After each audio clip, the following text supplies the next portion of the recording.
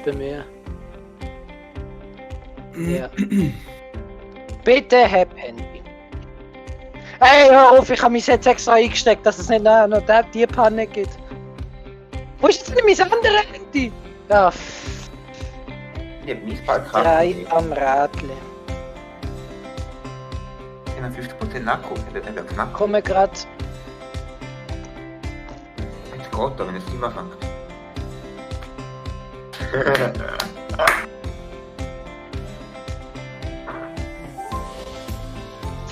Ich wollte gerade beim Bummeli bedanken. Aber es kann ja- nie ausgerastet ist. Hat er wirklich stark gemacht. Ihr hört mich alle. Ja, auch. Hat er wieder bedanken bei Ja, ihm. wir hören dich. Fangen wir langsam an, oder? Hast du geschlafen, groß?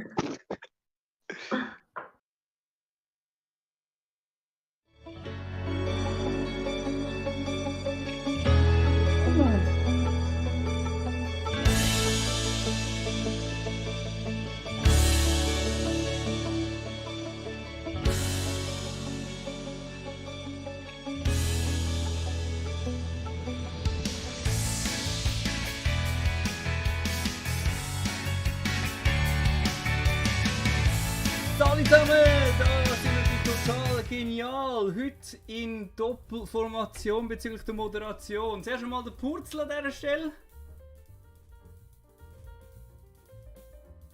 Dann der Bummeli. Alle zusammen. Dann der Flippy. Hello. Und dann der Joel. Hallo!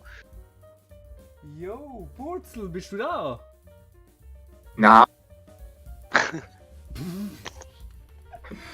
ich bin nicht da.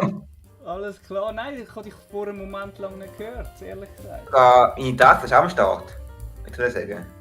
Ah ja, jetzt ist es besser. Auf jeden Fall. Ja, also zum kurz das erklären. Wir haben ein bisschen am Format ein bisschen umeinander gebastelt. So du. Hä?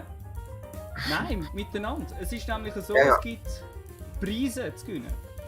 Und zwar, wir haben 8 Fragen, das mal teilt. Das heisst, Purzel bringt 4 Fragen, ich bringe 4 Fragen und für jede richtige Antwort gibt es einen Punkt. Also der sie erratet, der bekommt einen Punkt.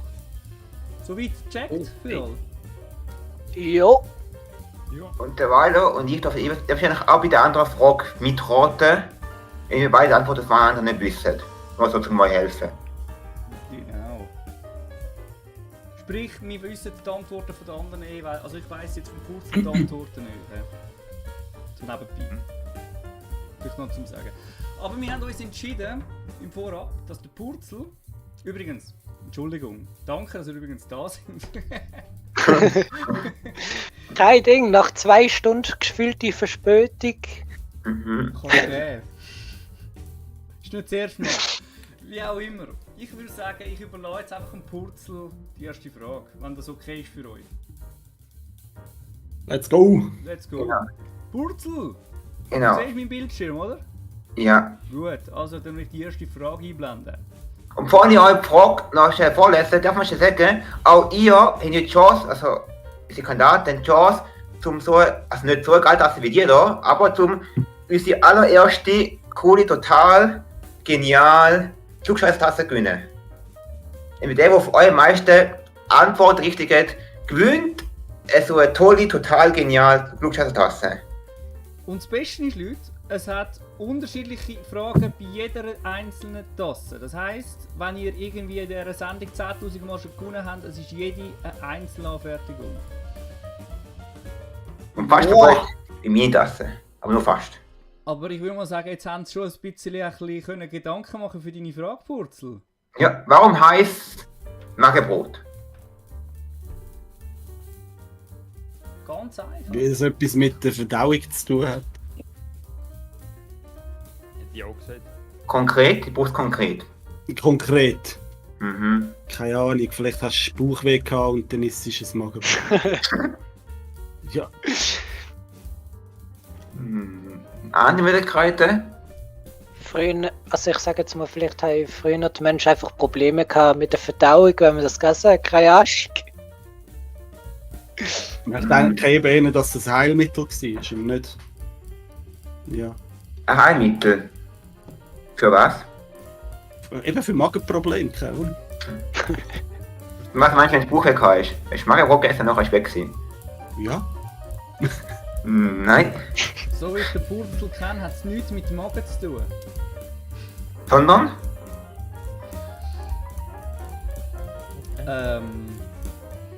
Die Niere. Mit der Form von einem Mann. Nein. Nein. Nichts mit der Farbe zu tun. Ich glaube, der Bommel ist nicht schlecht dran gewesen. Du brauchst nur einen zackigen Nachhauer.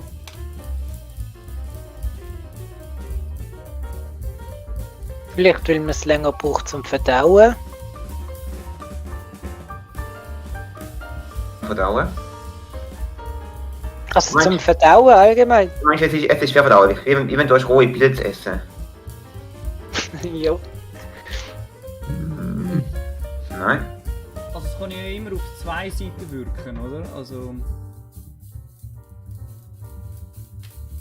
Was meinst du jetzt? Unten raus oder Nein, Oben runter.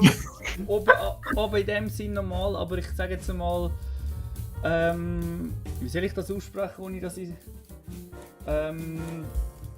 für den schnelleren Durchfluss oder für den schwierigeren Durchfluss, sagen wir jetzt mal einfach irgendwie, keine Ahnung, ich möchte die Du Wörter... meinst leicht und schwer verdaulich.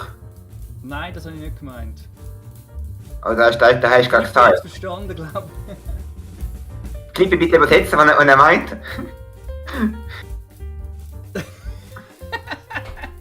Damit es schneller rauskommt. Oder weniger schnell. Du Flippi, du bist ein bisschen leislich, oder täuscht das nur? Schon. Klein Eisli.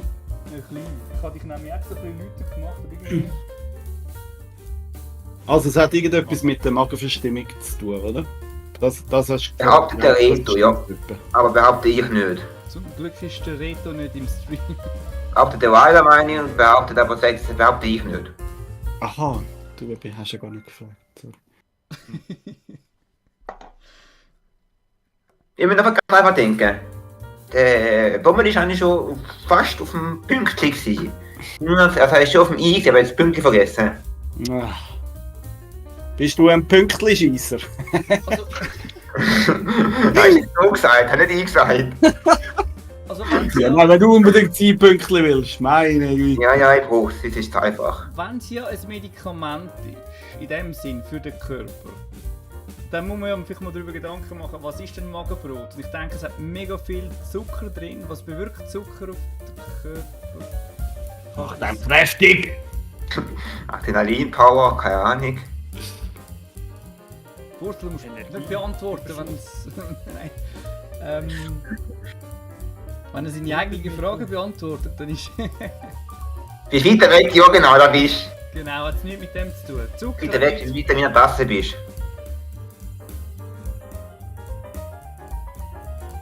Eine andere Variante. Also es ist nicht Magenverstimmung. Blutwerte sind gesunken, keine Ahnung. Nicht, was? Nicht Aber das Magen? macht ja auch keinen Sinn. Nein, ich denke halt Blutwert. Nein.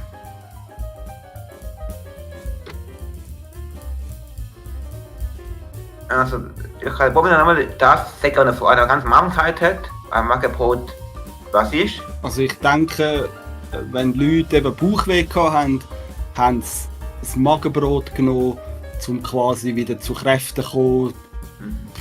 Keine Ahnung. Um wieder gesund werden, sage ich mal. Nein, nicht so. Okay. Eigentlich ganz simpel. Gegen eine Magenverstimmung? Nein. Hä? I don't know. Als Brot. Um das alte Brot loszuwerden. Genau! Ja, wieso nicht? Wieso auch Das nicht? muss doch. Ich Also- höre den Flip im Fall immer noch nicht.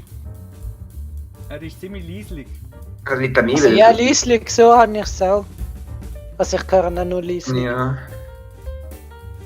Muss ich mehr Klüter machen? Ja, du musst dich Discord. machen. Discord.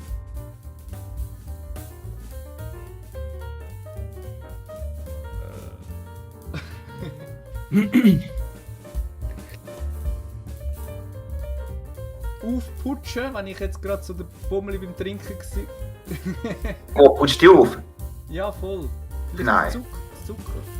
Nein, du willst nicht Zucker. Schmerzen? Es fördert Schmerzen an. Nein, es lindert Schmerzen. Was für Schmerzen? Zahnschmerzen, weil es Zucker drin hat. Wie du drauf merkst, hart. Das wird weg. Falsch.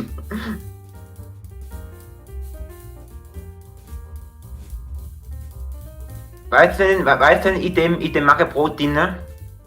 Außer Zucker, weil ich viel mal gehört haben. Ah, Würz. ist es.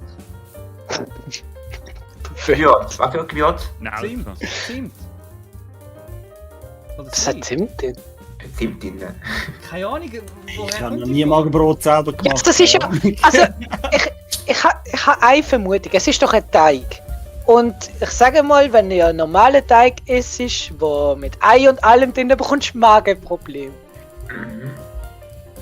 Und vielleicht, weil man früher irgendwie den Teig, keine Ahnung, irgendwie so gegessen hat es Magenproblem gegeben und darum Magenbrot. Nein, mit dann nicht roh gegessen. Mit Mette, Tubachen verkauft und der Brot dabei. Ich glaube eben, weißt du, dass eben die Hefe ist eben gar noch nicht aufgegangen. Die geht eben erst nachher auf. Verstehst du? Im Buch hinein. Genau. Dadurch sind 500 Leute gestorben. 500. Es sind Weniger als 500. beim Löffel verschlucken, das ist schon mal nicht schlecht.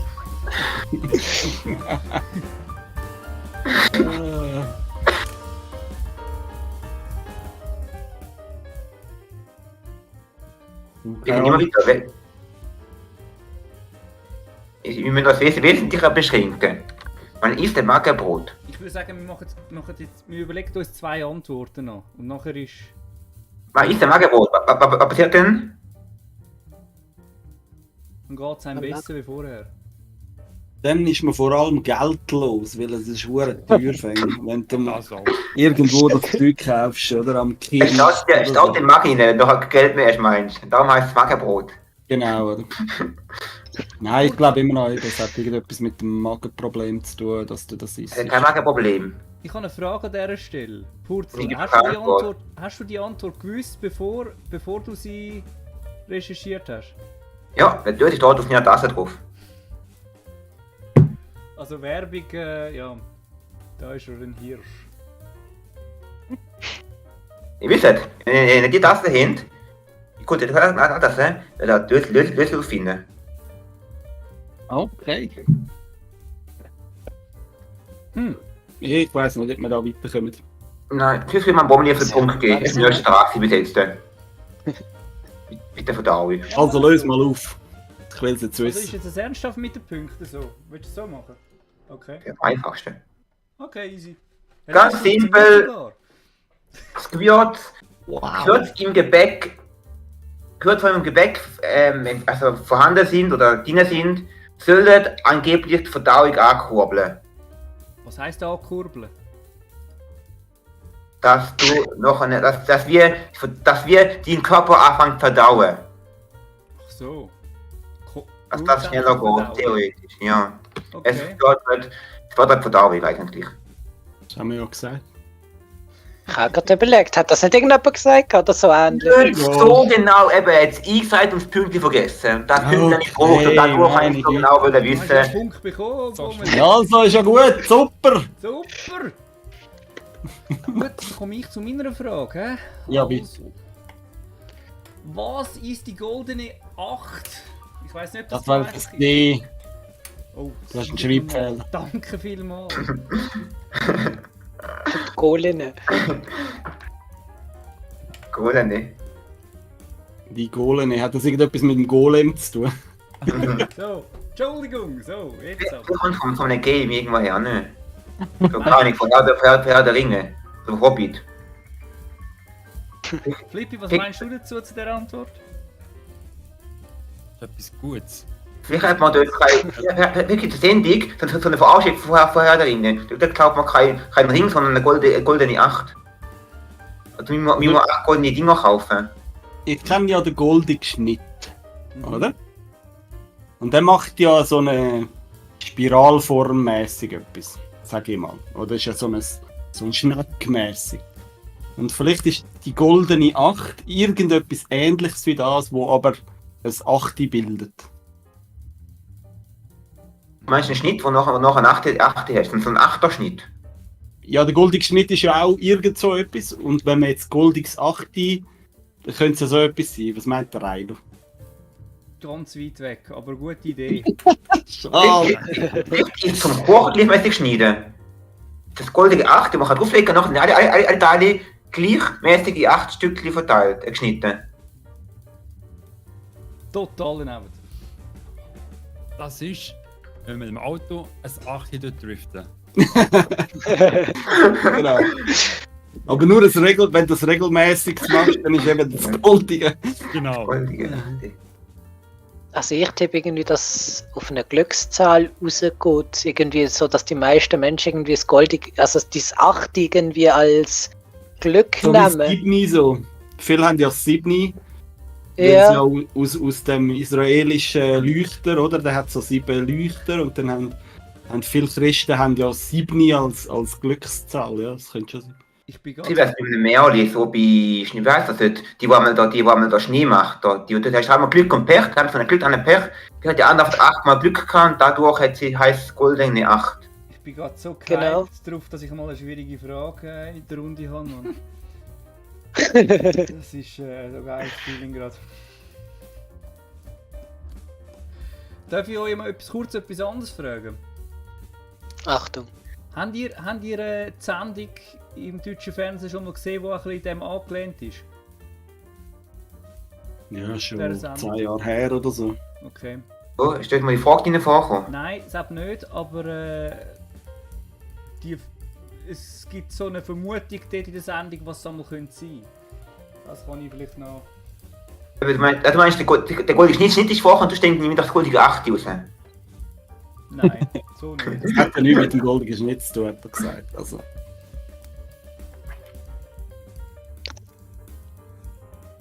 Eine goldene 8. Tun wir mal ein bisschen vielleicht allgemeinere Themen, vielleicht... Kirche. Ich hatte vorher noch, und vielleicht ist so eine, vielleicht ist ja die Ding, wie heißt die, oder die Sonnenuhr, wo nur irgendwie 8 Zeichen hat, und irgendwie im 8 gibt es irgendwie eine bestimmte Zeit gibt es eine bestimmte Form von der Sonne, sag ich mal, bildet das Licht 8 und dadurch, Du bist ganz weit weg. Ich ha noch eine andere Vermutung. Und zwar bei McDonalds zum Beispiel, damals hat es ja die goldenen Bögen gegeben, dass sie ja die so, dass es ins Auge hineinsticht. Vielleicht ist von einer goldenen Nacht auch irgendetwas von einem, keine Ahnung, von so einem Gebäude oder irgendwie so. Dass eigentlich kein Sam am Anfang war, sondern ein goldiges 8. Ja, nein, dann halbiert, also oder? nicht Und dann ist es ähnlich. Nein, nicht beim McDonalds, aber irgendwie an einem anderen Gebäude, irgendetwas bekannt. mal apropos McDonalds, ich war zu viel statt goldene 8 ist so eine Regelung, wo heißt, Burger, aber länger als 8 Minuten kalt, also die Wärme stehen, müssen weggeworfen werden. Burger, die länger wie 8 Minuten am Boden liegen, kann man noch benutzen. Ich habe gemeint, es geht mit 8 Monaten, aber das ist ein anderes Thema. Hey, aber ich habe das mit der Sonne noch spannend gefunden. Man sagt ja zum Beispiel die goldene Zeit, oder? Wenn du am Morgen gehst filmen, wenn die Sonne am Aufgehen ist, oder gibt's da hat es etwas mit dem zu tun? Nein. Hm. Aber ich finde es witzig. Weil normalerweise ist der Purzel der mit den schwierigen Fragen gerade. Ich bin gerade so richtig. Ich habe nicht gedacht, dass ich das anbringe.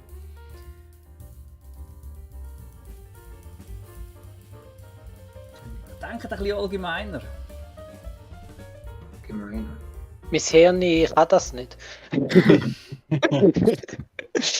Vielleicht ist da der perfekte Zeitpunkt, wo Kinder müssen in die Schule gehen. Um 8 Uhr. Weil den lernt man am meisten, oder lernt man am besten. Nein. Also, vielleicht schon, aber nein.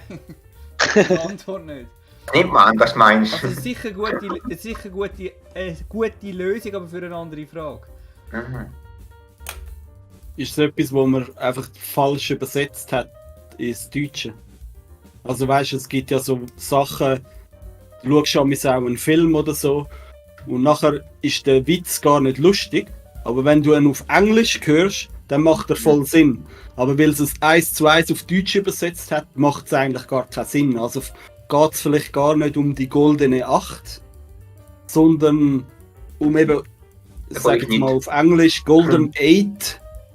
Und durch das bedeutet es irgendetwas anderes. Keine Ahnung. Also, Ich glaube, das soll gar nicht Golden Era, sondern soll Golden Gate Bridge heißen. also ich kann so viel sagen. Es hat etwas mit der Farbe Gold zu tun. Okay. Und es hat etwas mit der Form 8 zu tun. Das ist es so. CSS, Credit Suisse. Hat unter der Erde Bern denken, wir bauen 8 Bunker in einer 8-Form rein. Das ist die perfekte Form, um Gold zu lagern. Also Purzel, du kennst mich doch zum Thema Politik. Du lasse ich die Finger auf YouTube, oder? Ich glaube, ich weiß es. Und zwar, früher, wenn man geheiratet hat, dann hat man auch goldene Ringe gehabt. Aber man hat eben wie so Mini-Handschellen Ich weiss es, gehabt. genau. Man hat so 2 nebeneinander gehabt, dann hat es 8 gegeben. Und dann hast du das ganze Leben lang so Hand an Hand müssen. Mit dem Ring. Das wird es sein. Also ich werde nach dem mal recherchieren für die nächste Sendung, aber das... Also ich habe nochmal eine gute Vermutung. Und zwar bei Billard. Die eine schwarze Kugel ist doch 6. Und wenn du die versenkt hast, ist das die goldene 8. Die ist aber schwarz. Nein, Ja, nichts mit aber- dem zu tun. Es gibt die goldene Hochzeit und es gibt die goldene 8 Hochzeit, wenn du 8 Jahre geheiratet bist. Ah, wenn du 8-mal geheiratet Das hast. bist genau. 8-mal geheiratet. Ja, wieso auch nicht? Ich weiss nicht, wenn die goldene Hochzeit ist, nach wie vielen Jahren. 20, 50? Nein, 50. Aber nicht 8 auf jeden Fall. Ja. Nein. Nein. Oder wenn du schaffst, 8 parallel zu heiraten. Was wirklich Dann kommst du so einen Orden über. Ist auch, aber gendermäßig nicht. Wenn es Gender erst relativ kurzfristig gibt, wenn du sagst, der 8 geheiratet bist, dann gibt es die goldene 8. Die sind immer noch relativ weit weg. Also nein, eigentlich sind die noch sehr weit weg. Sehr weit. Ei. Vielleicht ist ein Fisch, den wir mehr gefunden haben. Ein Und eine 8. Form hat. Ein Fisch? Ja. Wenn der ausschnauft, oder der Krieg ausschnauft, kann man Wörter lösen und dann kann man zu 8 lösen. Meistens die goldene 8. Also, Wenn er vom Licht her goldig schimmert. also ich kann so viel vielleicht als Tipp geben. Es hat etwas mit Tier zu tun. Was? Ist das die Tierpyramide? Die Kann ich goldene nicht. 8? Also die 8 größten Tiere oder irgendwas? Ne, oder sind das nicht 8? Sind das 6? Der 6 Ja, heißt die Essenspyramide, aber das ist glaube ich nicht die gleiche wie die von den Tieren. die heißt ja goldene 8. Essenspyramide für Tiere. Also es hat nichts mit der Pyramide zu tun. Du hast gesagt, es hat etwas mit einem Tier zu tun. Ja. Wir haben es vom Tierzeichen gehabt, oder? Sternzeichen haben wir doch vorher etwas gehört. Ne? Das ist es auch nicht gewesen. Nein, Sternzeichen hat es auch nichts mit dem zu tun. Es geht wirklich um Tier in der freien Wildbahn. Durchschnittlich wären alle Säugetiere 8 Jahre alt. Also dann machen wir es jetzt ganz einfach. Jeder zählt einfach 10 Tiere auf und dann haben wir hoffentlich einen Treffen. Capybara. Die Stadt Treckerlig, wir müssen mindestens 8 Meerschweinchen auf einmal halten. Und darunter ist es strafbar. Ich finde die Logik von Bommeli gar nicht so schlecht. Und zwar, ich sage Also Elefant. Nein, warte. Ich sage, jeder, also sprich 4 Antworten dürfen da geben. Wichtig, ich sage nochmal, das mit der Zahl 8 hat etwas mit dem Tier zu tun. Das sage ich jetzt einfach nochmal als Tipp. Wir haben 4 Versuche. Das hat mit einer Tierart zu tun. Also eine Schlange kann wahrscheinlich als 8 bilden. Also sagen Aber nicht- miteinander, wenn ihr es einloggen wollt. Nicht, dass ich jetzt einfach alles zähle und dann... Kaiser Also wie viel darf jeder sagen? Also gesamthaft 4. Ah, Gesamthaft 4! Oh mein Gott! 4. Oh, Einfach Zeit wegen der Zeit halt. Dass eigentlich jeder sein könnte sagen, aber ihr dürft auch miteinander das absprechen. Dann sage ich wegen das Seepferdli. Das hat irgendetwas mit einem Seepferd zu tun. Soll ich jetzt schon Antwort geben, oder wenn ihr... Nein. Kannst du schon einloggen, wenn du das willst? Ja, ich bin da, ich bin gerade dran. Er schaut gerade noch auf Google Google. Wikipedia noch. Ja, Ohne eine klar. Konnte nicht gefunden werden. Mann, wieso geht jetzt meine Kamera nicht? Beitrag von heute geändert. Zeitpunkt 30.03.2023, 20:15 Uhr. Er hat gerade noch den Wikipedia-Eintrag angepasst. Ja. Klar. So ist es. Heute Scheiße, verwünscht. Nein, Kamera. Ich bin drin, also. Da bin ich wieder drin mit der Kamera, wegen diesem ja, und Stream ich nicht. bin mit 8 bei.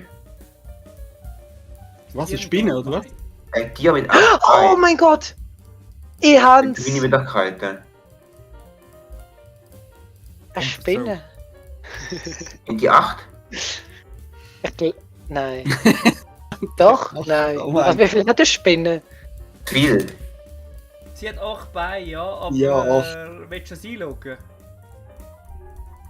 Das ist doch ein bisschen billig, ne? Ich sag mal ja.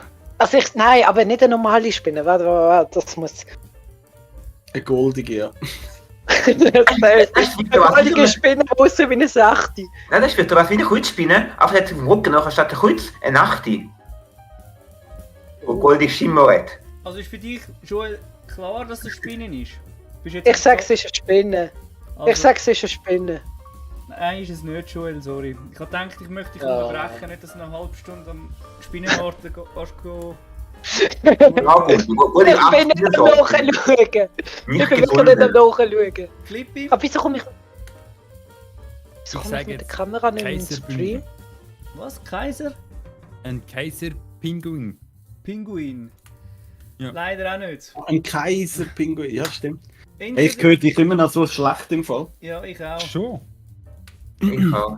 Du musst mich Ey, ich sag euch, das ist der Muss jetzt- beste Stream. Das darfst du gerne am besten für den Ah, nächsten warte. Stream jemand eigentlich. Jetzt weiss ich wieso. OBS. Das Problem.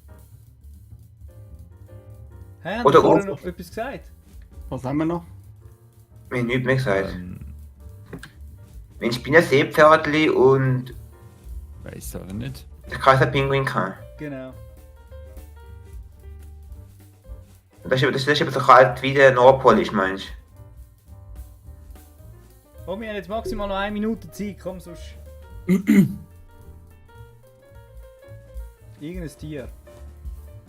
Irgendein Tier. Wo goldig könnte sein. Also gel nehme ich jetzt mal an. Ja. Wüstentier vielleicht. Was, ein Wüstentier? Ja. Was ist das? Das Tier, das in der Wüste lebt, ist vielleicht eher gelb, weil es dort warm ist. So nach dem Motto anpassen, wegen Wüste Sand. Logst du das ein? So Kolibri-mäßig, weißt du, so ein Vogel. Ja. Vögel sind doch immer so farbig, nicht? Oder Ja, so das einen, wie heißen die? Papageien, also die gibt es ja sicher auch in Gold. Oder kann es Chameleon sein? Vielleicht hat er nur irgendwie 8. Vielleicht hat er nur, sich nur irgendwie, wir hatten nur 8 Farben in sich drin, was kann ändern und ich kann es zusammen mischen. Da kannst du dort Was hat denn das mit mischen. der 8 zu tun? Eben, weil es nur 8 Farben, Ja, das jetzt ist- gibt es die 8 Primärfarben, was irgendwie nur, keine Ahnung. Ja, jetzt Jetzt geht's wird weit ich mehr hergeholt. wegen der Farbe am überlegen, oder? Welche Tiere sind goldig. Also ja, eben gel müsste ja das sein. So, so Echsen. Ah, da die Giftsalamander-Dinger da. Ja, die, ja. Die Feuersalamander. Die sind meistens so Punkte drauf. Aber wieso 8 denn? Weißt du, keine Ahnung. Vielleicht haben die nur 8 Feinde. Ach, klar. Oder 8 gelbe Flecken? Nein, keine Ahnung. Keine Ahnung, wie Dort viel. ist ein Ding. Ein Hundsgemonen, Marienkäfer. Mit 8 Punkten drauf. Ist eben die goldene 8. Also ich Oder darf so nicht einen roten, oder? Musikfüßler, aber nur mit 8 Beinen. Ihr dürft miteinander noch einen Tipp abgeben, aber ihr müsst sagen, dass ihr es einloggen wollt. Also ich hätte noch eine Idee. Der Rilo hat ja vorhin irgendetwas gesagt von irgendwie 8 Flecken. Vielleicht hat er Kuh 8 Flecken. Das ist Geil. nicht goldig. Nicht goldig. Doch, vielleicht so eine Buddha-Kuh. Im Hinduismus, Aber Hinduismus, tun die Leute die Kuh anbeten. Wenn sie immer am 8. Hobby machen, nennen sie jetzt die goldene 8. Mann, also manchmal habe ich wirklich das Gefühl, ich fühle mich dumm. Um noch 30 Sekunden. Und dann müsst ihr etwas einloggen. Eine Giraffe? Der Giraffe ist auch geil. Ein Marienkäfer. Ein goldiger Marienkäfer. Etwas. Eins. Wahrscheinlich ist beides falsch. Als ob wir 4 uns können auf etwas einigen also. Vor allem, wenn ich jeder Punkt hole. Okay, der Purzel entscheidet. Was ist die beste Ja, bitte. Ding? Jetzt mal den Marienkäfer. Marienkäfer. Ja. Wenn ihr von der Form her hättet es herausfinden können. Schulhof macht ja das 8. Ja, genau. Das ist bei der offiziellen Sendung von einer, ich glaube, die Hella von Sinnen, die sagt das jedes Mal als Antwort. Das ist einfach ein Schmetterling. Nein. Oh mein Gott. Oh mein Gott. Ja, der Vogel ist nicht schlecht gewesen. Ja, definitiv. Aber der Marienkäfer auch nicht. Marienkäfer auch nicht. Der sieht aus wie ein Schmetz. Wer uns noch Punkte über niemand? Niemand. Scheiße. Ah, schlechte Runde, du. Schlecht. Ganz schlecht. Also für mich ist es nicht schlecht gewesen, aber wie auch immer. Purzel! Der Flippi musst du immer noch aufentun. Immer noch? Hören immer noch nicht. Also bei mir ist es besser. Ja, das ist schon ein bisschen besser. Ich bin gar nicht finde mehr ich im Stream. Man hört Und mich jetzt? nur noch, aber... Ja, ich denke, es ist besser, man hört dich wie bei unseren Setups vorher mit umgekehrt. Also, Perfekt. also Purzel, deine zweite Frage. Warum sorgte ein McDonalds-Plakat in einer Kleinstadt in England für Aufregungen? Und für eine Aufregung. Ich glaube, mit dem goldigen Nacht jetzt etwas zu tun. Nämlich, Keine Ahnung. Doch, es stimmt zweimal noch.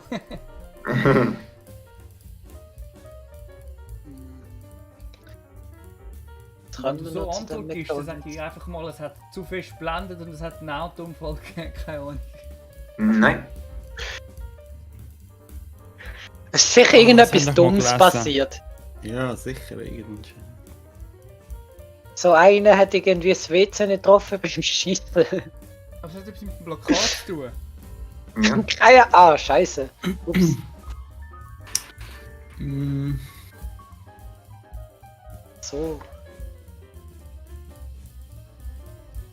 Es geht sehr wahrscheinlich um den Inhalt auf dem Plakat. Dass irgendwie vielleicht eine Person drauf zu sehen war oder zu viel von dieser Person zu sehen war. So, keine Ahnung, so.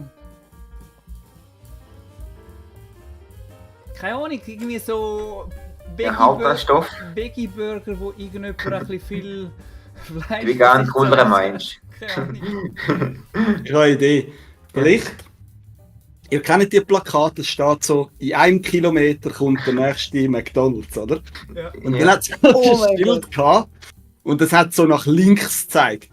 Und das sind immer alle links abgebogen, aber dort hat es halt einen Weiher gehabt und dann sind alle immer in den Weiher reingefahren. Nein. Nicht schlecht. Nicht? Oder eine andere Version von dir. Es ist gestanden 1 Kilometer, aber der eine hat das mit dem Fuß extra so ausgemessen und mit einem Messband und allem und ist dann irgendwie auf 1,1 Kilometer gekommen, irgendwie so. Nein. Ist nicht neben einer Verbrennung und neben dran war das Plakat gewesen, frisch gegrillt. Nein. Es hat mit dem Kann man Stil von Ihnen zu tun, gell? Also weißt du, verbrennt wurde? Nur so was.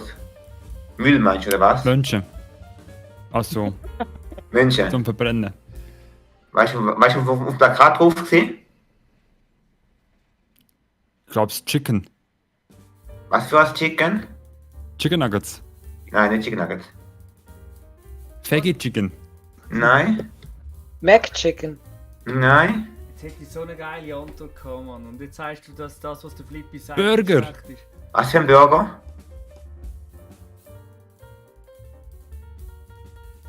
Was gibt's für Burger? Big Mac. Big Tasty. Nein, Big Mac. Kann es einfach Nein. sein, dass die zwei Plakate Stonehenge und das von McDonalds gerade nebeneinander sind und das vom Stonehenge das Bögli so aussieht wie das McDonalds Bögli und die Leute sich immer verfahren haben? nein. Nein, der Philipp ist schon ziemlich nahe dran, darf man mal so sagen. Okay. Ich könnte mal.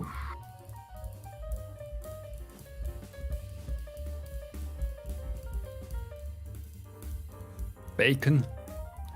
Nicht der Bacon. Ja, viel gibt's nicht mehr. Beef. Denke mal nach, was für ein Burger würde nicht gut passen zu dem Ort. Zu England. Nein, zu dem Ort, wo steht. Fried Chicken. Nein. Kennen wir den auch? Gibt's den Burger auch in der Schweiz? Ich glaube, das mal gehen. Ich weiß nicht, ob es jetzt noch gibt. Nicht so viel McDonalds. Nicht nur allerwenig. Ich kenne mich nur mit der Schweizer Meckes aus.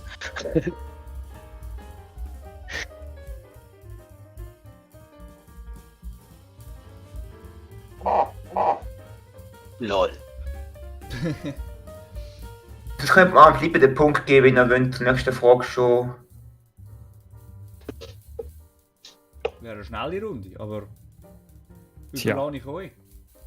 Ist eigentlich schon recht gut gewesen, die Antwort. Wollt ihr jetzt auch wissen?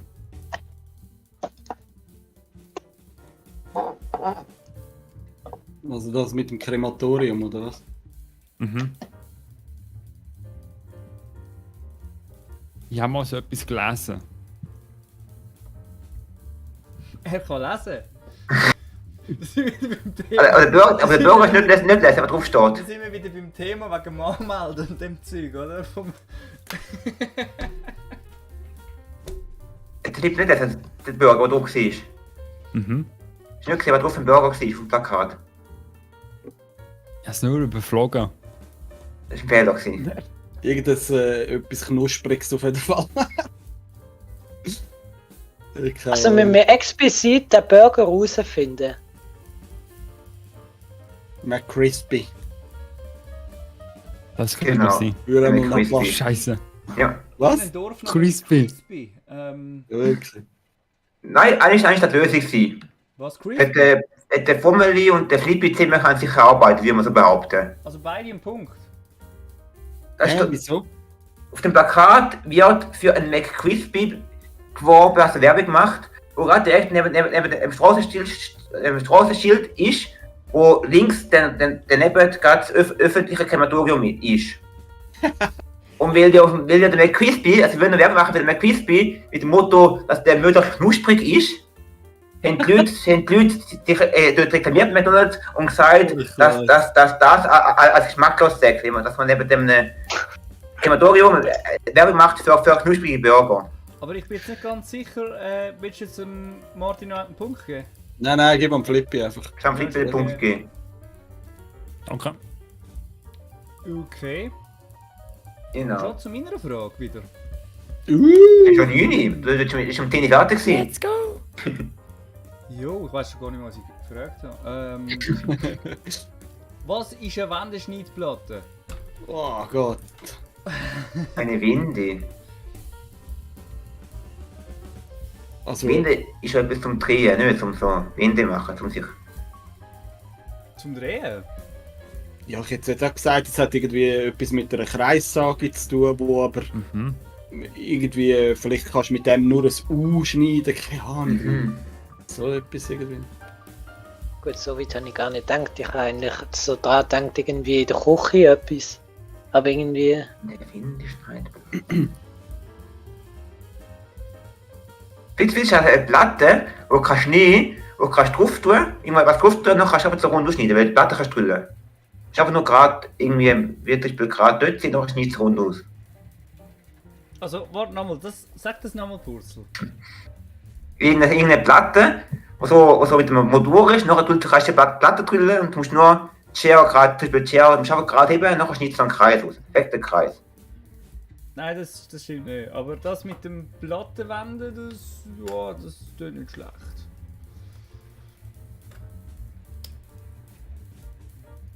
Du hast vorher etwas Interessantes gesagt, aber das erste Wort, das du gesagt hast, das ich etwa zweimal nochmal wiederholt habe.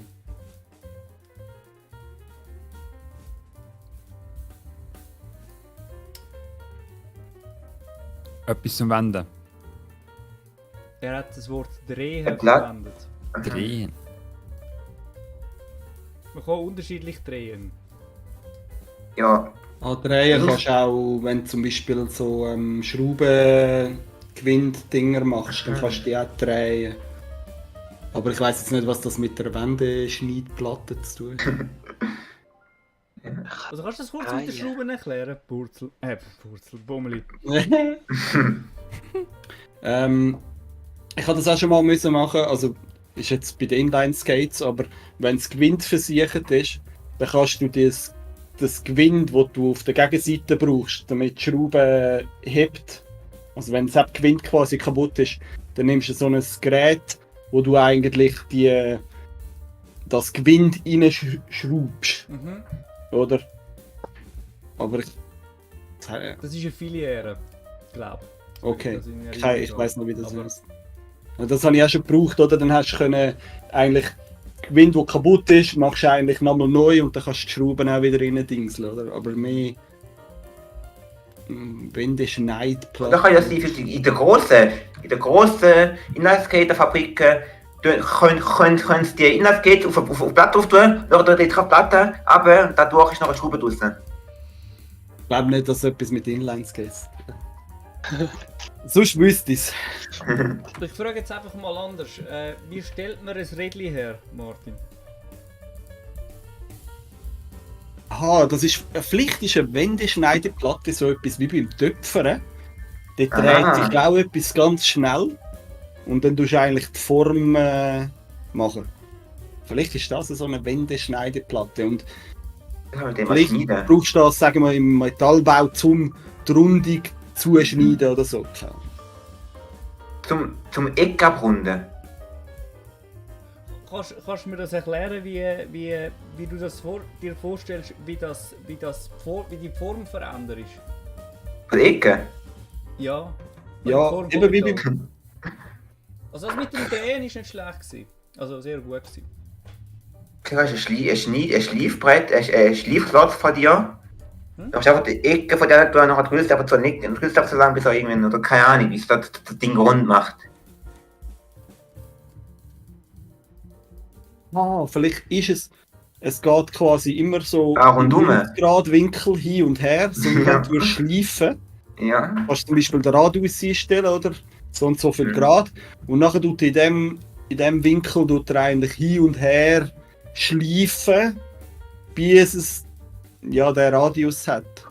Also es geht jetzt nicht nur um die Ecke im grundsätzlichen Sinn. Vielleicht ist es auch nicht zum Schleifen, sondern zum Bügen. Nein, es ist schon ich sage jetzt mal für Stahl oder Alu oder so, zum wirklich etwas verändern an der Form. Aber mir fehlt noch der entscheidende Punkt in dem Sinn. Zum ein großes 8 draus machen, meinst Hä? du? Zum ein großes 8 draus schleifen. Gibt es eine Winterschneidplatte.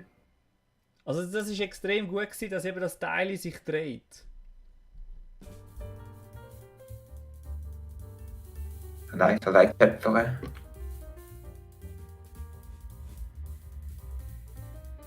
Oder mal Ich habe keine Ahnung, wenn es um handwerklich geht oder so, keine Ahnung. Ich auch nicht. Ihr habt Ich fühle mich einfach los, wenn ich los euch zu, aber keine Ahnung. Okay, den Hinweis gebe ich jetzt noch. Wenn jetzt ihr ein Loch in die Wand bohrt für ein Bild aufzuhängen oder so, dann dreht ja der Bohrer. Ja, so nein, ja. Und Ja. Doch. jetzt in dem Sinn ist es ja umgekehrt, da dreht es Teile. Ja, eben wie beim Töpfer, oder? Du hast Genau. am Anfang den Klotz und der dreht sich und der tust du formen. Wie tust du denn den formen? Vielleicht kannst du ja, vielleicht ist das ein Teil, wo Mit du einem vielleicht Werkzeug irgendwie. kannst du etwas von rund zu eckig machen. Du meinst eher umgekehrt, oder? Nein, umgekehrt, ja. Ja, vielleicht gibt es das umgekehrt auch. Aus einem Runden etwas Eckiges machen. Ja. Ja, dann wäre so ein Stanzer so. Das stimmt. Wie sieht denn das Werkzeug aus? Also wenn du dir das so vorstellst, Martin. Das ist extrem gut gewesen. Das Werkzeug. Keine Ahnung. Wie so ein. Kennst du da die Pickel, wo du so kannst drauf dingseln? So etwas Spitziges vorne dran. Weil es muss ja irgendwie scharf sein, damit du kannst. Keine Ahnung, so irgendwie. Und wenn es nicht mehr scharf ist, dann? Ah, dann musst du es wahrscheinlich drehen, eben so wie bei dem Teil, den ich gesagt habe. Wie ein Spitzer. So wie ein Spitzer, ja. Hm? Hey, keine Also das Ahnung. mit dem Spitzer habe ich jetzt nicht verstanden, aber Vielleicht Ja, ist du das. drehst ja auch rein, um einen Spitzer zu machen. Ja. also ich sage mal so, die Antwort ist eigentlich schon fast das Ziel, aber also die Antwort ist eigentlich schon fast die Lösung, aber ich meine es noch falsch in dem Sinn. Also das, was sie sagen, ist eigentlich richtig, aber das mit dem Spitzer Also, weißt du, ist total daneben. Zum sicher gehen. Es ist nicht um das Teil, also es gibt Theorie, zum Beispiel durch einen Pickel, wo du willst das Teil, sagen wir mal, eckig machen. Und wenn der Pickel nicht mehr spitzig ist, sondern abnutzt ist, kannst du ihn in der Wände schneiden, Platte, Dinge tun und dort da wird er wieder spitzig. Das ist falsch. Das ist falsch, genau. Geht nicht um das Teil, okay. Aber überleg dir mal, also Ist es Umgekehrte von dem, was ich gesagt habe? Also, eben, es gibt ein Werkzeug, das du kannst benutzen kannst, um das Gegenstück von der Schraube zu machen. Aber vielleicht ist das ein Werkzeug, um die Schraube quasi zu machen. Also nicht bös gesagt, nicht die Mutter neu machen, innen dran, das Gewinde von der Mutter, sondern das Gewinde von der Schraube neu machen. es geht schon um die Aussenseite, ja, in dem Sinn. Es geht um die direkte Bearbeitung, ja. Aber nicht um Schrauben. Du hast nicht Schrauben damit. Könnte man Okay. auch.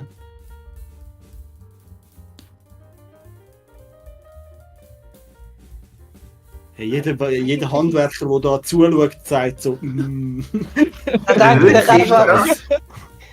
Also ich bin unschuldig, ich habe absolut keine Ahnung. Also, das mit dem Werkzeug. Hast du, Purzel, etwas Interessantes gesagt? Wie muss das Werkzeug aussehen? Um das Runde quasi in die entsprechende Form zu... Also, es ist ja egal, ob es eckig ist, am Schluss ist es so rund. Das hat ja der Ja. Pummeli vorher gesagt. Also er behauptet, das sechs Teile eben mit so einem Radius drin und immer so hin und her geht und noch da wird. Also sind wir dort nicht mehr drin. Nein, mit dem Radius... Ja, theoretisch ist es machbar, aber es geht... Es ist ja nicht so, dass du von Hand das trainiert drückst, sondern es ist... Hm. Die Maschine, die das immer wieder reindrückt und doch da wird es nicht mehr Du rund. musst auch drüllen und dann fährt es weiter rein. Wie ein Spitzer, ja. Und dann hast Oder ja auch du... Kuscheln. Und beim Spitzer hast ja du auch Schneiden, oder? Ist wie eine Schneidplatte, ist das Teil, was es braucht, damit der Metallteil irgendwie, sagen wir, das sind wir zwei Platten so aneinander, irgendwie so, und doch da, wenn es immer nicht gedruckt wird, das sind die Platten, was es braucht, damit der Teil rund wird. Die Wiener Schneide ist das Teil, ist das Gerät, und die Wiener Platte ist Platte, was zum Gerät dazu ergibt. Um extra kaufen, weil sie damit mehr Geld bekommen, die Fabrik, die das produziert. Nein, nicht, also ich glaube nicht, dass... Nein. Flippi und Joel, ihr sind absolut momentan... Können ihr nicht mal vorstellen, wie es aussieht, oder wie? Also jetzt hast du Nein. mit dem Drehen. Gar nicht. Also ich sag, das, was ich bis jetzt verstanden habe, ist für mich einfach Bahnhof. Okay. Aber das Werkzeug, es geht um das Werkzeug. Purz, du hast vorher gesagt, das ist spitzig, oder? Das Werkzeug, ja, die Problemformation mit dem Pickel, da wo spitzig ist, ja. Ja. Gehen wir auf das noch ein. Du musst das von Hand reinhauen, immer so. Dass wie so. Keine Ahnung, dass wie das Ding von Hand formst. Wie so ein Hufschmied, sag ich jetzt mal. Aber Reilo, nochmal schnell zurück. Also das. Wenn das zugeschnitten wird, dann tut das Teil selber sich drehen. Genau. Das hast du vorher gesagt, oder? Genau. Und wenn der schneide, also schneide heisst ja, es muss etwas geschnitten werden, also ist es spitzig. Das stimmt auch. Genau. Mhm. Der Messer drin. Okay. Theoretisch. Und bei einem Spitzer, von einem Bleistift, ist das ja in einem gewissen Winkel. Sonst würde es ja nicht kleiner, also würde es ja nicht funktionieren. Wenn es jetzt Genau. irgendwie voll gerade wäre, würde es einfach einen geraden Schnitt machen. Genau. Sondern das ist ja wahrscheinlich irgendein Winkel drin. Oder ist es gerade? Ja, es stimmt so weit schon, wie du sagst, eigentlich, ja. Also gerade. Also was? Es ist irgendwie von Grad. Ja, waagerecht. Ja. Oder eben leicht gegen oben, wie bei einem Spitzer, damit es überhaupt funktioniert. Sag jetzt mal ja, so wie es du Du musst- meinst. Allgemeine Frage an Wailo. Mhm. Die Schneidplatte kann man für verschiedenes Zeug brauchen. Das Ding brauchst du nur zum Beispiel zum Verkehrsschilder schneiden. Oder Modells. Also im Grundsatz kannst du es für metallische Bearbeitungen brauchen. Du kannst es eigentlich fürs Drehen, wenn wir jetzt eigentlich am Reden sind, du kannst es auch fürs Fräsen theoretisch brauchen. Aber das mit dem Spitzer, das hat ja einen bestimmten Grund, wieso es so ist, wie du es beim Spitzer kennst. Bin ich jetzt irgendwie rausgefallen? Ja. Ja. Geil. Damit es noch rund wird zum Beispiel. Ja, aber der Punkt ist ja, du tust ja, was machst du genau beim Spitzer? Der Stift nicht stecken, der steckt schon gerade rein. Ja, aber ich meine, was machst du, wenn es nicht mehr scharf ist?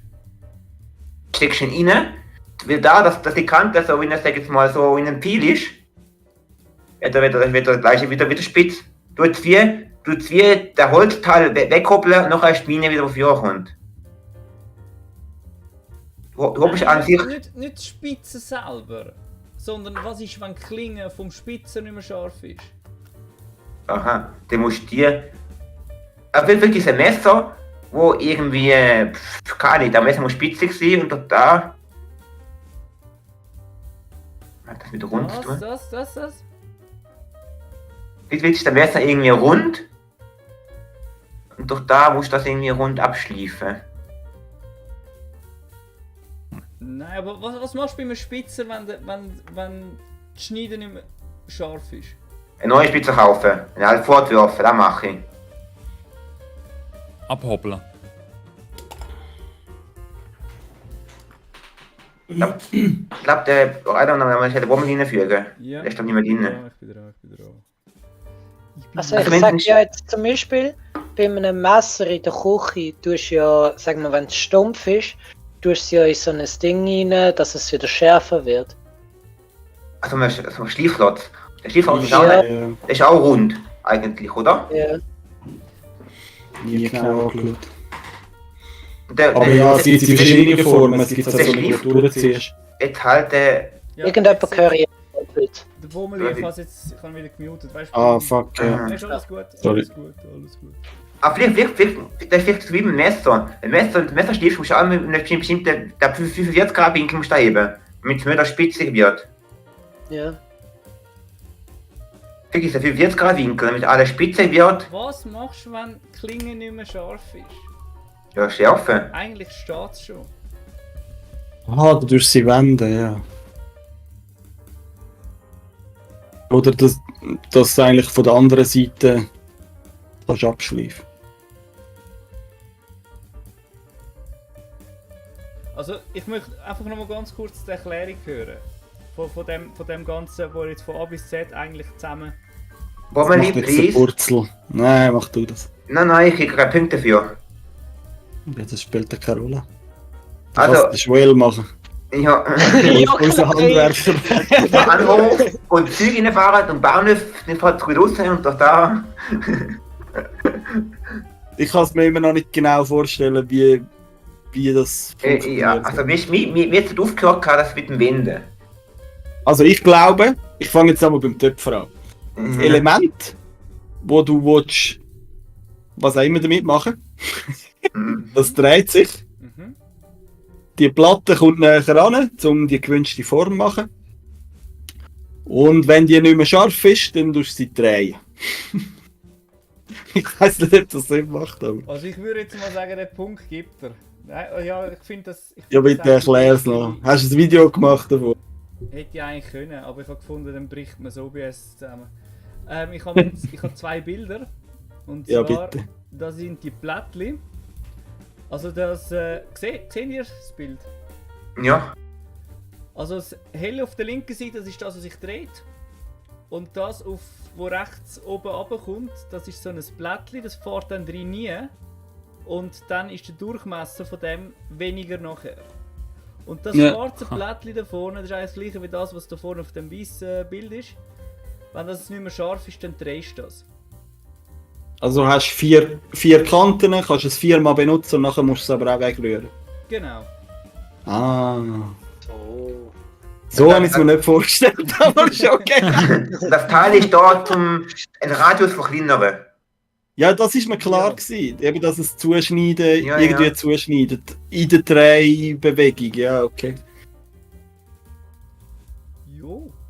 Aber es macht ja auch Sinn, dass es quadratisch ist, dass du 4 Kanten hast. Ich habe mir irgendwie etwas Längliches vorgestellt Ja, und du ja. hast 2 Kanten, aber Ja, das ja, wäre ja. voll doof. Also früher war das immer ein Stück, gewesen, dann hat man es so gemacht, wie gesagt, mit dem Schleifen. Und da kannst du jetzt einfach nur Blättchen einfach rasch werfen. Ja, Also ich habe mir einfach das im Kopf gehabt, wie bei einem Spitzer, das Ding einfach vorne dran. mhm. Das, wo eben, wie du auch vorher gesagt hast, wo einfach runtergeht, so dass es gespitzt wird. Mhm. Aber dort ist ja eigentlich auch der Punkt, oder? Dort kannst du es ja eigentlich auch wenden, also um 180 Grad. Und dann geht es ja gegen rauf, ne? Nein, ich meine... Ich habe gemeint, dass es in einem Winkel liegt drin. Ja, hab ich auch gemeint. Ich meine, dass du es im gleichen Winkel wieder anschraubst, aber dass quasi die Kante, wo quasi... Ah ja, weißt du, dass das sie meinst quasi du. gegen Mhm. oben nachher ist. Ich bin mir jetzt aber nicht Ich glaube, ich sicher. habe keinen Spitzer so lange gebraucht. Ja, ich auch noch nicht. Dass es unscharf geworden ist, keine Ahnung. Da habe ich wahrscheinlich einen neuen Ich kann gekauft. Stift wegrasen, dann merkst du, der Stift ist einfach nur spitzig. Ich habe übrigens Oder eine einen neuen Prüfung auf Stift das Zeug gekauft. eigentlich müssen, also in der Lehre abgeschlossen. Ah, Ich habe die ganze Zeit gedacht, das ist so Darum. easy. Stimmt, der war das einzige Hamburger Gebäude in der Gruppe. der Einzige, der etwas kann. Also, das kann. Oh, ich denke, die Glühbirne könnt ihr auch wechseln. Aber ich würde mal sagen, der Purzel kommt mit der nächsten Frage, oder? Meinst du mit dem Quiz? Nein, du hast noch eine Frage. Eine neue Frage. Nein, stimmt nicht. Was jetzt? Minigame, das schon durchkommt. Stimmt, du hast schon 2 Fragen gehabt und ich jetzt auch 2, genau. Mhm. Also das Minigame. So, das ist unsere Oberfläche. Ja, wenn ich etwas so schnell erkläre, es geht eigentlich Minigame relativ simpel. Ihr seht da Schweizer Sänger, Bands, DJs, sag ich mal. Und ich habe euch als Hilfsmittel habe ich eine Partie gegeben von als erste die meisten Abonnenten, zweite die wenigsten Abonnenten. Wir müssen da ordnen, welcher Sänger, DJ, Band hat am meisten Abonnenten auf YouTube, welcher am wenigsten. Und ich gebe euch dafür 3 Möglichkeiten drei Möglichkeiten. Ich habe 3-mal eure Antwort einloggen und die Berichte sind, lassen einfach stehen. Den Rest tun wir wieder weg. Ich habe eine Frage, kann ich auch mitraten? Oder? Und alle mitraten. Okay, es gibt keine Punkte. Nein. Also ich kann es nicht eintragen, ich kann Du musst es sagen, musst es nur sagen. so Ja. Wie bitte? Dings machen. Aha, da gab's. Verstehe nichts. Die Sprache ist einfach ein bisschen versetzt, aber sonst... Ja. Ja, wer macht den Anfang? Also einfach Ja, sagen, ich passt. trage So sie. ist- Also Platz 1, Beatrice Egli. Also ist das ernst gemeint? Also ich frage einfach nur, nicht dass es nachher... Ja. Du einfach ein Oh, Video Trees... Early. Ich glaube, DJ Bobo ist ja auch noch riesig im Fall. Ja. Läuft Beim der Luca auf Hanni 2. einfach. Luca Hanni ist halt wenn er bei dem Eurovision Contest Dings da war, ist auch recht aufgegangen. Ich weiß halt nicht, wie viel er hat, aber ich glaube, er kann auch relativ weit oben sein. Oder DJ Antoine auch. Die sind noch jung. Also die Jungen, die haben ja meistens Social Media Stars, oder? Boah, das ist wirklich schwierig. Hat der Gott, DJ Bobo praktisch. überhaupt einen Kanal? Alle den Kanal. Es geht nur darum, dass man sagt, es geht darum, um den offiziellen Account von ihnen. Also, Moment mal jetzt. wir können es ja mal so machen, was wir ziemlich sicher wissen. Weil, Weil, nur so zum Beispiel schnell- beim Blick weiss ich, der hat nicht über 30'000. Also der hat nicht mehr. Ich würde den mal dort bei 26 zum Beispiel rein tun. Der Blick. Der müsste ziemlich um das herum sein. Der kann nicht viel mehr. Nur so eine Information, ich werde dort den ersten Lösung sagen, wenn er bestimmt, wenn er alle 3 sind. Nicht Ja, ja. fortlaufend sagen, dass der Gesicht der falsch ist. Aber jetzt mal Und folgt dann Logo. Hecht würde ich auch gerade ein bisschen drunter tun. Die haben sicher weniger als der Blick.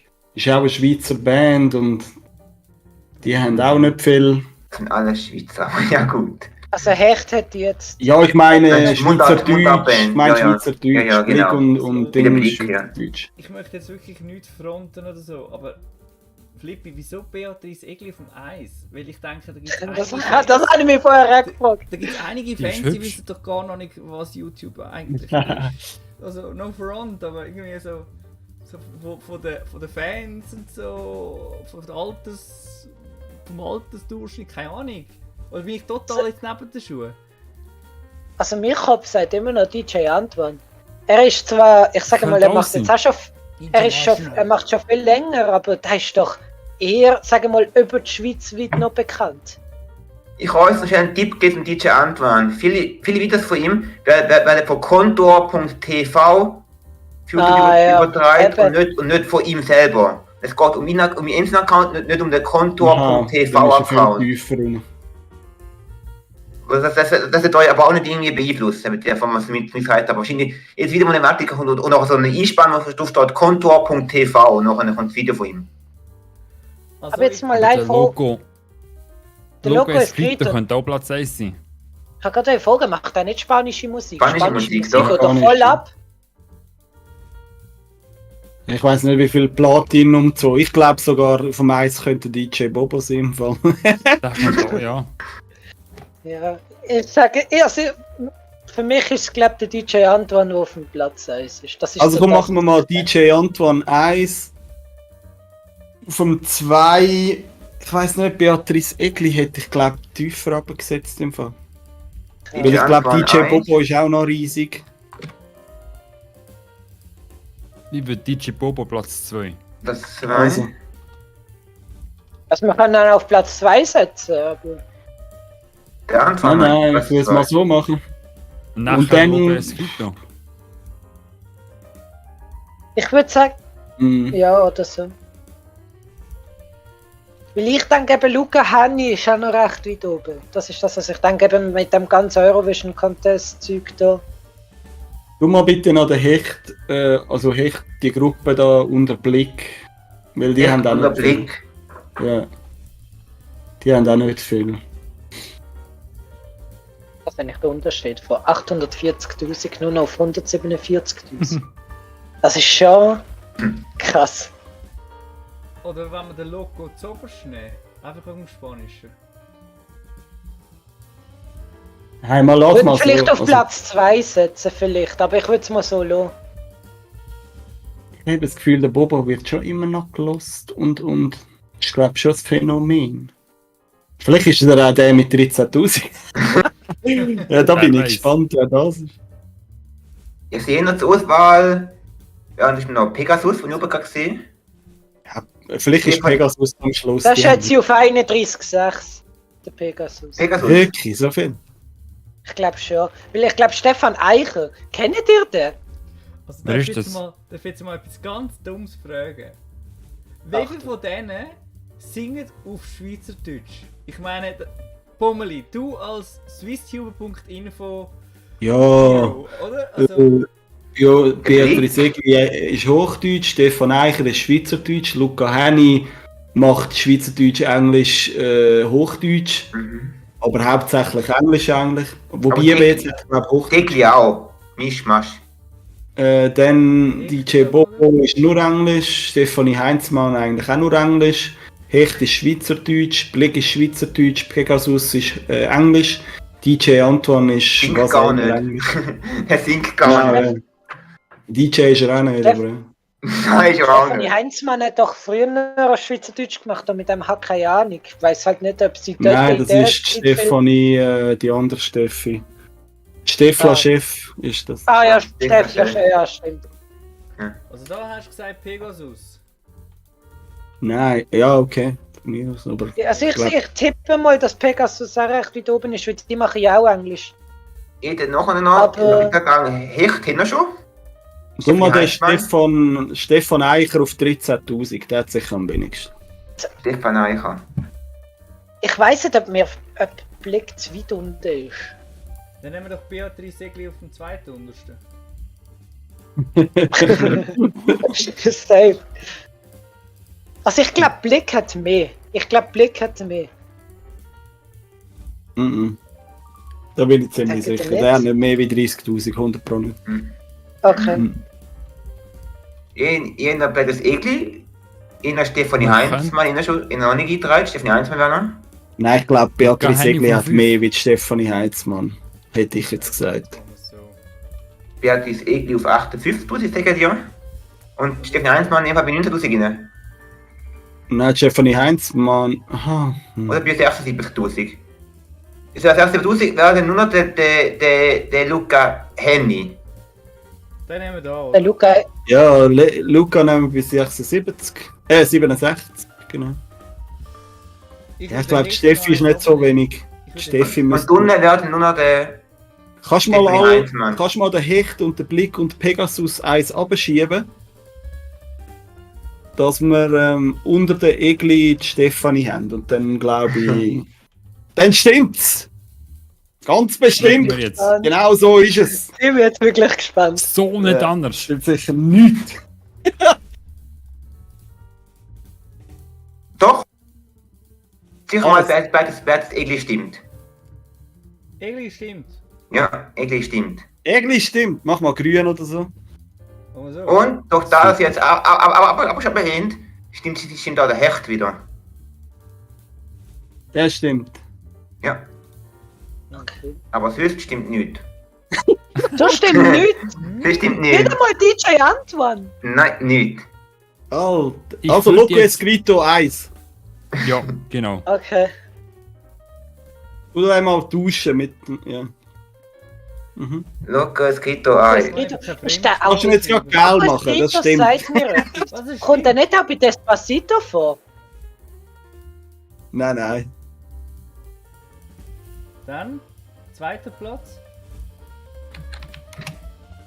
Despacito ist von Luis Fonsi. Ja, Ja, aber es gibt doch noch einen anderen, der dort mitmacht. Ja, ja, aber das ist kein auch Schweizer. irgendwie gewesen. so. Nein. Ah. Also, wer haben wir dort gehabt? DJ Bobo, der nicht gestimmt hat. Ja, schnell auf dem 2. Der Luca Henny müsste dann weiter oben sein, hä? Also ich sag Platz immer noch, drei. der Blick ist weiter oben. Nein. Also höchstens auf 26, 9. Also sicher nicht über 30, 100 Pro nicht. Wenn der Bob sagt, nicht mehr auf 30, kann nur noch 26, 9 oder 13, 18. Nein, 26, 9 in dem Fall ist der Blick. Der ist sicher, 100 Pro ist der nicht über 30, 100 Pro nicht. 100 Pro nicht. Dann würde die Stefan Eicher dort genau vom 8. Der von euch macht in dem Fall. Weißt du, was das ist? Der von Ich euch kenne kommt. den auch nicht. Doch, der Stefan kennt. Wenn Eicher du die Lieder kenn ich hörst, ja kennst nicht. du es sicher. Okay. Ja, ja. Aber wer ist Ah, Moment mal, ist das nicht der, wo auch... Madimatra hat doch damals das eine Lied da gehabt. Wie heißt es? Dann hat es doch auch noch irgendjemand anders nachgesungen, wo glaubt Der von euch ist der eine, der Französisch singt. Ja, Französisch singt da. Verschiedene Sprachen. Was haben wir noch? Luca, DJ Bobo fällt bei euch noch, DJ Bobo. Hemmige. Und nicht auf dem 2 sein, DJ Bobo. So als Tipp. Dann ich muss Ja, quasi ja, auf 4, oder? Ja, mach mal dort. Das ist doch gut. Oh, hure schwierig. Und es fällt euch nur noch 2. Der Antoine Ja, du den mal dort rein. auf dem 2. Und Stefanie Heinzmann haben wir doch schon auf dem 6. gehabt, oder? nein. Die ist vorne, weit unten. Die ist vorne, weit unten sein. Okay. Ja. Wer fehlt jetzt noch? Der Hecht. Der Hecht noch. Der Luca Nein, der Henny. Hecht ist. Stefan Eicher hin auch. Tegli hin auch. Pegasus. Pegasus. Ja, Ja, aber das die haben ist nicht. gehabt. Pegasus vom Ist nächsten doch nicht Platz. so weit. Ja, mach das mal aufs 10, scheißegal. Wobei sie machen Englisch, vielleicht haben sie schon mehr, aber. Keine Ahnung. Also komm, zack. Was stimmt jetzt? Zack, Pegasus richtig. Wirklich? Wow, Ja. ja. Schlecht. Ui. Weißt du, wir singen auf Weiter, Englisch? Weißt Stefan- du, wir singen auf Englisch, da können wir viel mehr Leute erreichen. Ja. Ui. Stefan Eicher. Wow, Zack, hast du gut richtig. gebracht. Gratulieren. Ja. Sicher? Platz 8, Stefan Nice. Eicher. Blick stimmt. Platz 7, Blick. Ja, also. Also gesagt. Platz 6, Steffi. Stimmt auch. Ja. Jetzt holen wir alles rein. Platz 4 ist nicht DJ Bobo. Nicht? Ah. Okay. Platz 3 ist nicht. Platz 3 ist Luca Henny. Ist. Okay. Wenn es jetzt nur noch 2 sind, bitte. Platz 1 ist nicht Loco Escrito. Nicht! Was? Ja. Also Platz 2 ist DJ Antoine. Ah. Ja gut, dann haben wir es. Im dritten Call haben wir es geschafft. gesagt, DJ Bobo. Ohne Scheiß, Mann. Alter, So gut. ehrlich, Wow. das hat DJ Bobo noch nie gelost. Ja. Was? Ja, Nein, das ist der Ding. Das hat DJ Der Loco. Bobo nie gelost. Loco Escrito Platz 4. Ach was. Damit Logo. habt ihr eure Challenge geschafft. Ihr habt in 3 Versuchen alle 10 Schweizer Sängerbands, DJs, richtig geht nicht. Sicher? Ja. Nice. Super. Also, Geil. was passiert jetzt? Tun wir es mal weg, hä? Jetzt für jeden einen Punkt da, komm. Ja. Für Jedem einen Punkt geben. Echt? Oh, Bringt zwar nicht so viel, aber ist doch gleich. machen wir da 2 und dann machen wir da ein 1, hä? Ist gut, hä? Geil! Finde ich gut. Let's do it. Ich habe Okay, einen geile Punkt. die Wand. Echt, ey.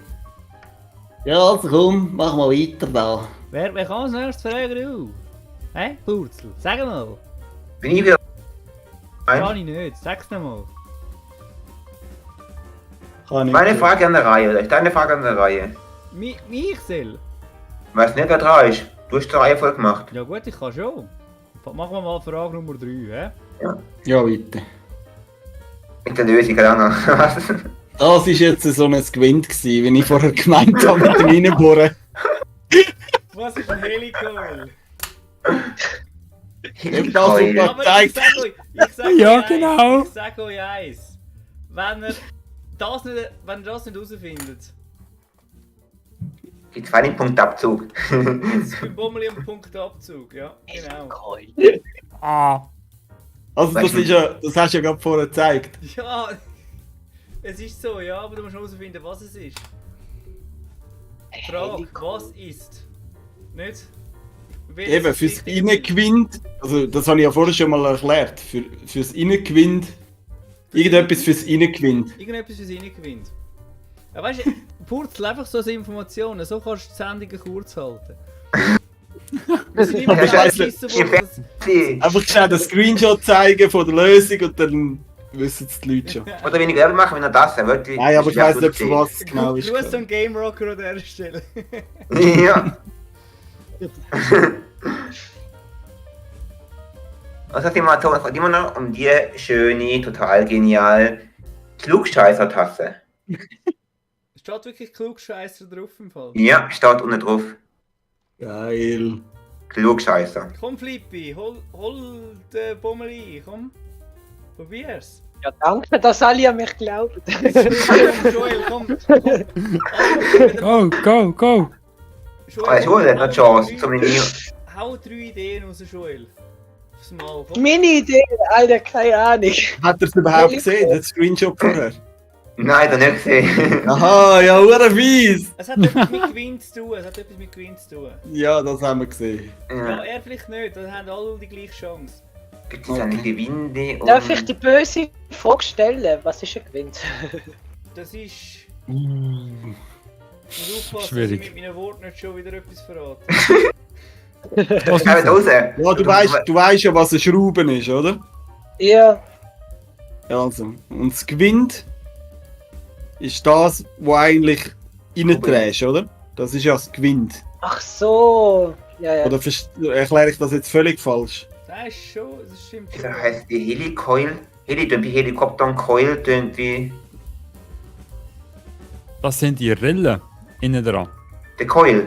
Nein, das ist eben genau das, was ich vorher erklärt habe. Wenn du ein neues Gewinde machst, dann Wenn brauchst du sie so die, einen. Auch nicht also, oder ich weiss nicht, ja, egal. Das nennt man wahrscheinlich dann von Helikon. Also, Aha, ja. Ja, stimmt, das habe ich schon mal gehört.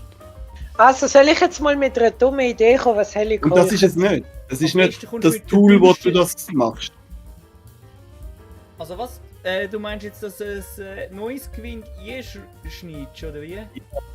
Das ist nicht das gewesen, in dem Fall. Also du meinst, wenn das Gewinn kaputt... Ja. Ich muss jetzt aufpassen, wenn ich es Ja, wenn formuliere. das Gewinde kaputt ist, dann machst du das eben so, wie ich es bei den Inline-Skates erklärt habe, und dann schraubst du das Ding rein. So hat es einmal ausgesehen vorher. Das ist ja ein Helicoil, sowas. Ich weiß nicht, ob du da das gerade Formel nie. Man hat aber das Screen überdrehen, das noch nicht mehr hebt. Und dann kann man vielleicht brauchst du den Helicoil, wo kannst du das Screen reinstopfen, mit der neuen Schraube kannst du ihn rein tun. Ich vermute Die mal... Stille- Kannst du es nochmal kurz Die erklären? Stille im Raum schauert mir dahin. Ein Helicoil ist ja so ein, also wenn der Schuh, du kannst ja einen Gewinn haben. Ja, Wenn du jetzt lang reindrehst, kann irgendwann der Gewinn kaputt gehen, dumm gesagt. ja. Wirklich ist der Helicoil so ein Teil, wo kannst du in das alte Gewinde reinstopfen, oder wieder ein neues Gewinde ist, damit kannst du die Schraube wieder hebt. Bommeli schüttelt den Kopf, verzweifelt an meiner Antwort.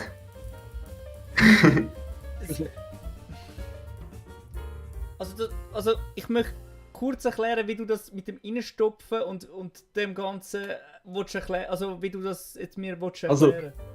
Ja, anhand von deiner Antwort ist es nicht das, was ich meine mit dem Schneiden.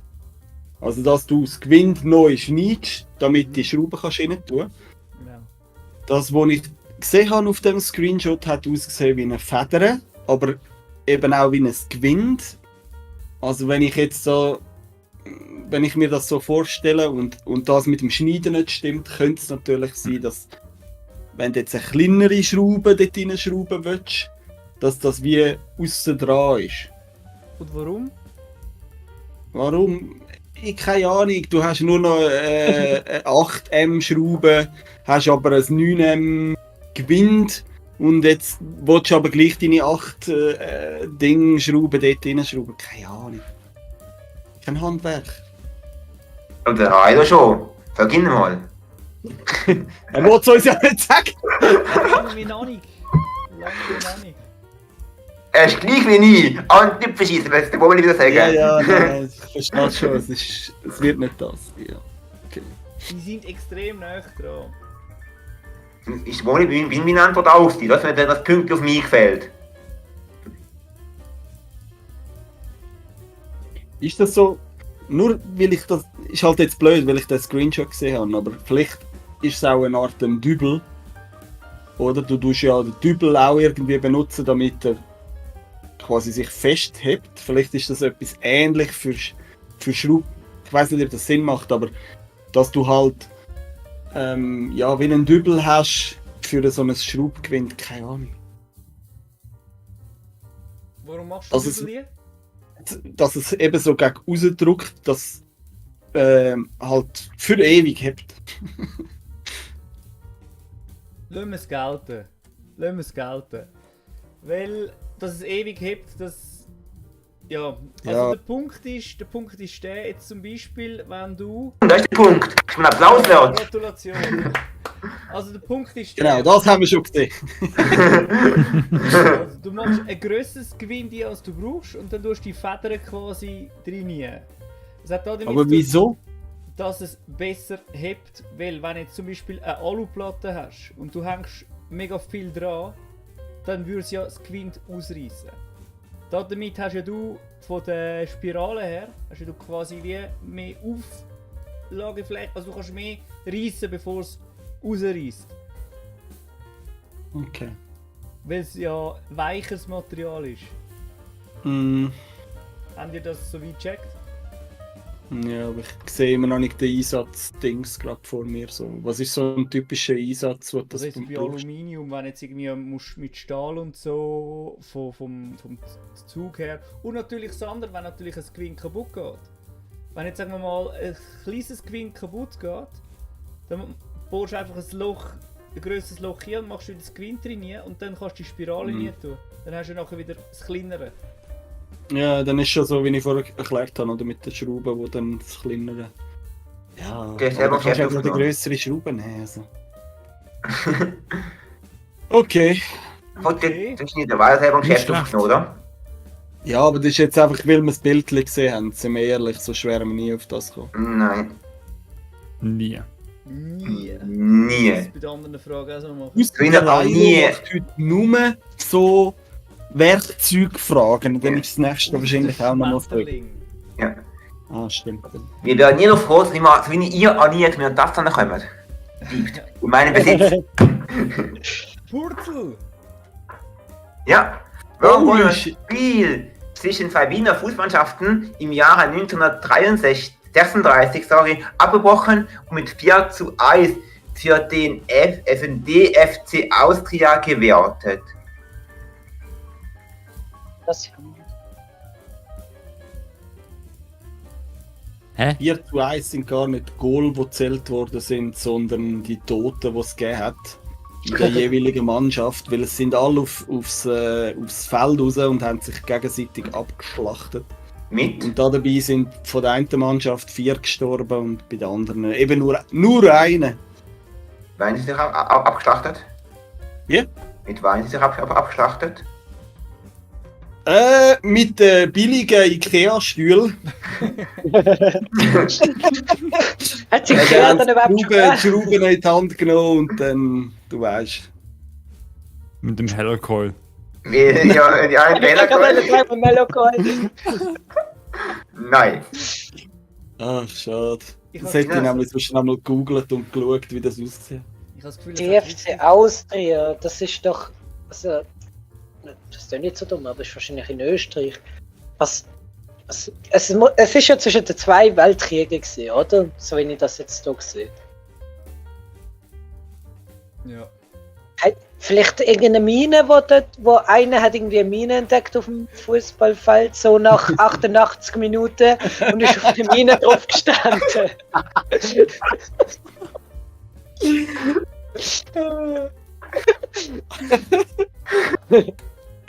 Das gefällt mir. Ey, die Frage ist Das gefällt mir. kreativ. Ein Fußballspiel auf einem Feld, wo Minen sind. Das gefällt mir. Das würde ich mal schauen. Ohne Scheiß. So ein Fußballspiel würde ich schauen. Laut dem österreichischen Fußballreglement für Fußball steht drin, das heißt, erst ab 1940 ist es so, wenn eine Mannschaft über 100 ist, darf das Spiel fortsetzen. Ich glaube, ich Ach so. weiß es. Dann sag weiter. Soll ich sagen? Ja. Also, ich habe einmal gehört, wenn es zu viele Fouls gibt und eine Mannschaft zu viele rote Karten hat, dann gewinnt der Gegner 3-0. Jetzt könnte es sein, dass es 1-1 war und dann zu viele rote Karten gegeben worden sind. Könnte das Nein. sein? Nein. Nein. Okay, schade. Gib mal so einen Tipp bei euch. Aber so wie die Frage da steht, können sie nicht lösen. Was? Aber so wie die Frage da sehen, können sie nicht lösen. Ah, danke. Habe ich sie falsch abgeschrieben oder was? Nein, weil Ich denke mal auch mal einen Tipp, wer hat gegen wer gespielt? Also wer? Sind es für 11 Leute gewesen? EFC Austria. Stimmt, doch, Fußballmannschaft. 2 Wiener, Austria Wien und die andere Wien da. Austria Wien und. Wie heißt das andere Wien? Das andere heißt. Rapid Wien. Wird jetzt noch DFC Rapid heißen. Ja, also Rapid Wien gegen Austria Wien seit am Ja, 7. genau. Aber wer hat denn Und das dann sind gespielt? Fans aufeinander. Aha.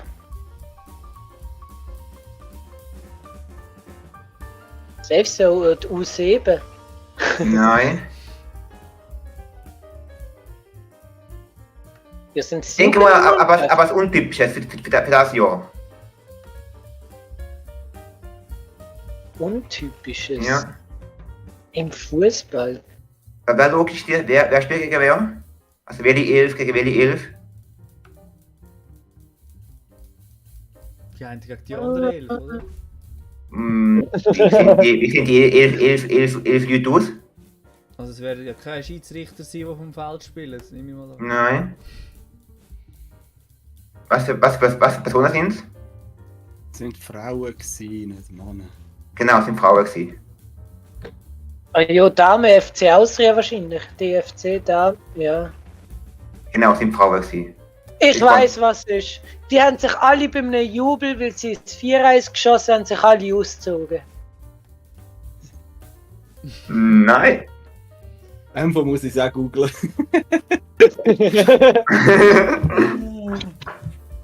Sie haben Periode Also bekommen. Damenfußball 4-1 muss abgebrochen werden. Nein, sie haben nicht Periode bekommen. Was? Sie haben nicht Periode bekommen, von das denken. Oh mein Gott. Sie hat die Hose voll blutet und man hat sie nachher verwechselt mit den anderen, die die Hose hatten. Also beim Purzel, bei dessen Humor, würde ich jetzt einfach mal darauf verwetten, dass eine vielleicht sogar schwanger war. Und darum Weiß ich Haben nicht. sie nicht beim Spielen haben sie das, sie hat gebärt. Oh. Sie hat gebärt. Letzte Die Gewehr. Goalie-Frau ist hochschwanger gewesen, hat aber gleich unbedingt mitmachen. Lass Und mich dann raten- ist es passiert. Lass mich raten, Purzel, das Kind hat lebenslang gratis Eintritt in diesem Stadion.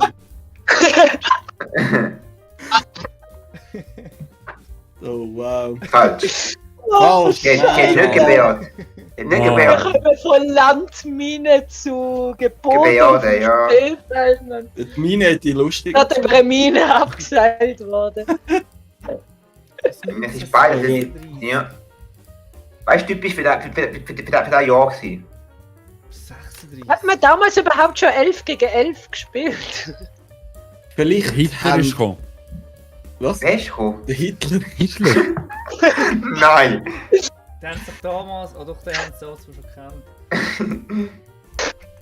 gekannt. Vielleicht sind alle bewaffnet gewesen. Nein. Mhm. Nicht. Ausfall. Ja Kein gut, Thomas damals Fall. hat. Ja gut, ja, stopp mal. Ja, aber es ist noch typisch für das Jahr. Also ich weiß es nicht. Weißt du, typisch für das Jahr? Ja, die Sissi hat mitgespielt. Nein, keine Ahnung, das war 100 Jahre vorher, glaube ich, oder? Vielleicht geht es gar nicht um die Spieler, sondern um die zugeschaut haben. Das haben wir vorher schon überlegt, aber. Vielleicht ist zum Beispiel eben so eine Königin oder etwas dabei gewesen. Und die hat aber nur Zeit gehabt bis irgendwann. Und weil es am Anfang schon Verspätung gegeben hat, ist das Spiel eigentlich, wäre es zu lang gegangen. Und sie hat halt gesagt, ja gut, ich muss jetzt gehen. In dem Fall bleiben wir einfach bei dem Spielstand, wo es jetzt ist. Und dann ist das Ganze Ich kann- abgebrochen worden und sie ist gegangen. Ich frage mich, hat man im Jahr 1936, ich sage jetzt mal, schon so Licht gehabt, dass das ganze Spiel hat geleuchtet hat? Wieso haben wir überlegt, irgendwie das Spiel irgendwie am 9 Uhr zu oben war und um 10 Uhr ist es dunkel geworden und sie haben das Spiel nicht mehr fortführen, weil sie zu wenig Licht hatten? Das weiß ich nicht, aber ich denke mal, nein. Ich weiß das ist falsch. Schade. Ich will mal fragen, Purzel, wäre das Spiel auch abgebrochen worden, wenn es Männer gewesen wären? Ich tendiere nicht. Also ich tendiere mal, da was passiert wäre, wäre Männer gar nicht passiert. Also der Grund, warum es abgebrochen ist, kann bei Männern glaub, gar nicht passieren. Ich will jetzt irgendwie Ja, Also muss es ja ein Frauengrund sein. Mhm. Darum sage ich ja. Also so. Periode, Geburt. Nein. Also ich bin jetzt irgendwie beim Wetter gewesen, im Moment lang, von wegen, dass irgendwie 3 Meter Schnee gelegen wäre oder so. Kein Schnee. Ja, die Männer Ja, hätten das hat weitergespielt, mit die der Frauen Frau nicht. Ja, ich komme ja mit Wurzeln. Oh, die haben mit High Heels gespielt und dann kannst Nein. Sie Aber haben der. ein weißes T-Shirt angehabt. Und Und hat nachher? davon regnen. hat es angefangen zu regnen. Nein. Aber lösen wir direkt nicht aus den Augen, aus dem Sinn. Agel? Nein, ich habe eine andere Idee, stopp. Es hat geregnet Ja. und wenn sie alle keine Unterwäsche angehabt haben und kein BH, hat man nachher alles bei ihnen gesehen, haben sie es müssen abbrechen, weil die Zuschauer sonst... Könnt ihr mal aufhören, sexistisch denken? Es hat gewittert. Und? Und es hat einen Blitzeinschlag gegeben. Nein, Schade. Das wäre gut. Hat es überhaupt schon mal gegeben? Blitz. das Spiel. Ich glaube es ja. Also, hat es hat gehagelt. etwas mit Regen zu tun, hast du gesagt. Ja, das klingt gut. Regen passt. Aber es kann einem Mann nicht passieren. Ja. Wenn es regnet, kann es einer Frau passieren, aber Ja. nicht an einem Mann. Dann ist das mit dem weißen Was denn? T-Shirt, denke Also, dann machen wir es auch passieren, aber wegen dem wird das Spiel nicht unterbrochen. Beim Mann, das war nicht. Das Ja. Make-up! Die sind ja alle voll Make-up gsi und durch den Regen hast du ihr das beste Gesicht gesehen. Nein! Nachher sind alle vom Publikum sind eben rausgegangen und dann haben die Spieler gedacht, ja wieso spielen wir eigentlich noch, wenn es keine Zuschauer hat? Das Spiel ist ja vom Regen etwa 5-mal unterbrochen worden, damit sie sich jedes Mal können neu aufsetzen. Ja, Also, Dann ist es du nachher hast schon dunkel gesagt, geworden, darum ist es abgebrochen worden am Schluss. weil es kein Weint Regen du? ja, im Dunkeln hätte es weitergemacht, dann hätte man sie ja nicht gesehen. Weint du aufgestylt? Frisur. Frisur. Sie haben Was für eine eine Frisur? Durwelle gehabt. Durchwählen. Und ist kaputt gegangen beim Ah Regen. nein! Und dadurch? Haben sie nicht können spielen, weil es Tor im Gesicht waren. Komm, das stimmt. Kann man sagen, ideal vergelten. What the fuck? Nein! wirklich? Ja, in einem Fußballspiel zwischen zwei Wiener Damenclubs im Sommer hat nach der Pause angefangen zu regnen. Und dadurch hat die Torhüterin, also die Frau, im Goal vom Damenfußballclub Rapid zum Schutz ihrer Torwelle immer wieder spielen. Und wenn es halt voll Pause für 4-1 gegangen ist, haben sie dadurch 4-1 verloren. Tönt doch gut! Ach du Scheiße, Alter! Und ich sage nur, Flippy kommt an Bombe ran. Junge, Ronaldo Ja. hätte damals gesagt, ciao, Alter, ich höre auf mit Fußball. Alter, was zur Hölle. Als hätte Make-up ob das ja der nicht Grund gemacht. ist, um das Spiel abpfeifen. 36. Junge. Mhm. Du, Also da glaube ich sogar wirklich noch langsam an die Landmine. jetzt muss ich richtig klicken, sonst haben wir wieder... Ja, wie. Macht nichts. Macht nicht viel. Ich bitte darum, dass der Purzel glaub nicht mitraten, beziehungsweise du kannst gerne sagen, ob es gerade weisst, weil ich glaube, wir haben mal darüber geredet, aber ich glaube, die anderen haben das noch nie gehört, darum bitte nur Aha. das Ach nee. Bitte nicht wieder handwerklich, das ist so unfair. Das ist kurios. Ein Sommervogel. Aha. Welches vergessene und kuriose, welche Funktion hat das Empire State Building eigentlich sonst noch gehabt? Vergessene, kuriose Funktion. Empire, das ist in New New York. New York. Ja, Purzel, weißt es du? das hat er aber gesagt. Aber weißt du die Antwort? No.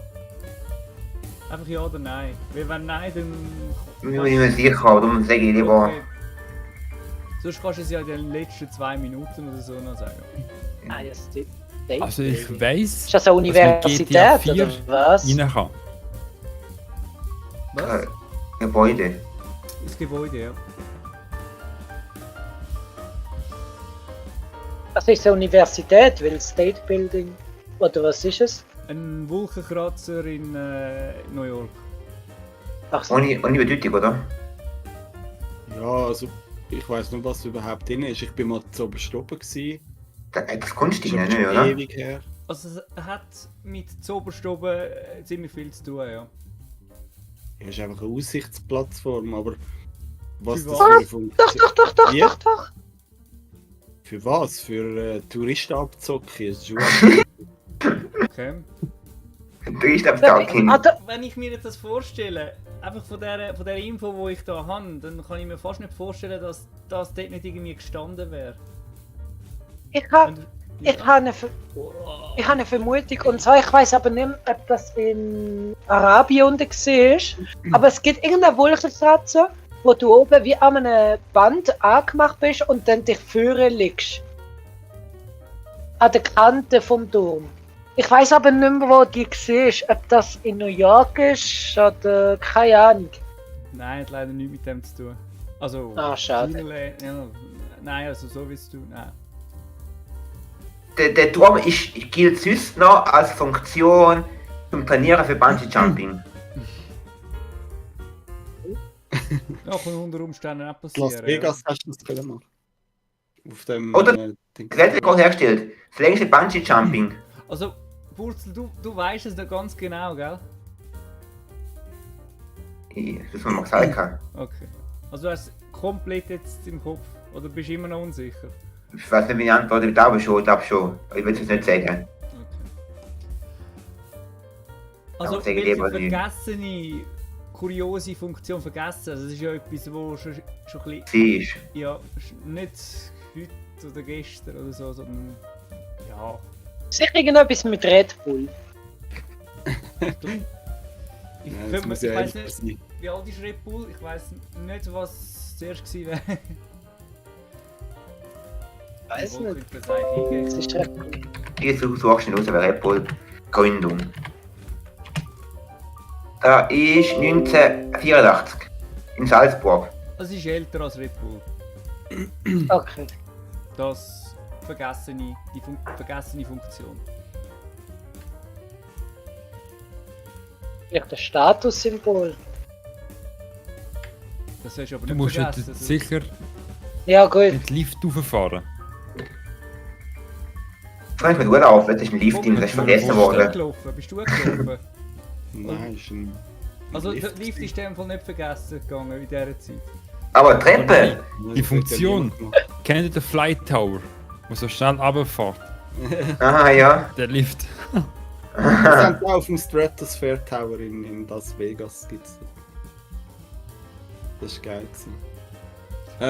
Ich würd's so Also cool vielleicht finden, wenn wir das geht's... herausfinden. Vielleicht ist es etwas mega Banales. Vielleicht ist es einfach früher ein wichtiger Standpunkt gewesen für irgend so Radiofrequenzen, irgend so etwas. Also einfach als Radio, wie sagt man so, Senderturm irgendwie.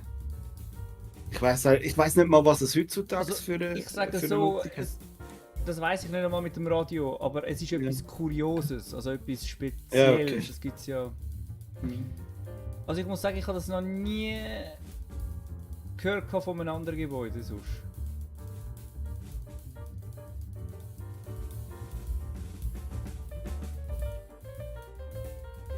Ich kann mich überhaupt nicht erinnern, dass dort etwas erwähnt worden ist, wo mir jetzt im Kopf geblieben wäre. Ich habe das vergessen. Ja, aber wenn es so kurios Ja. ist, dann würde sich das... Ich kenne nicht einmal den Turm, also... Ich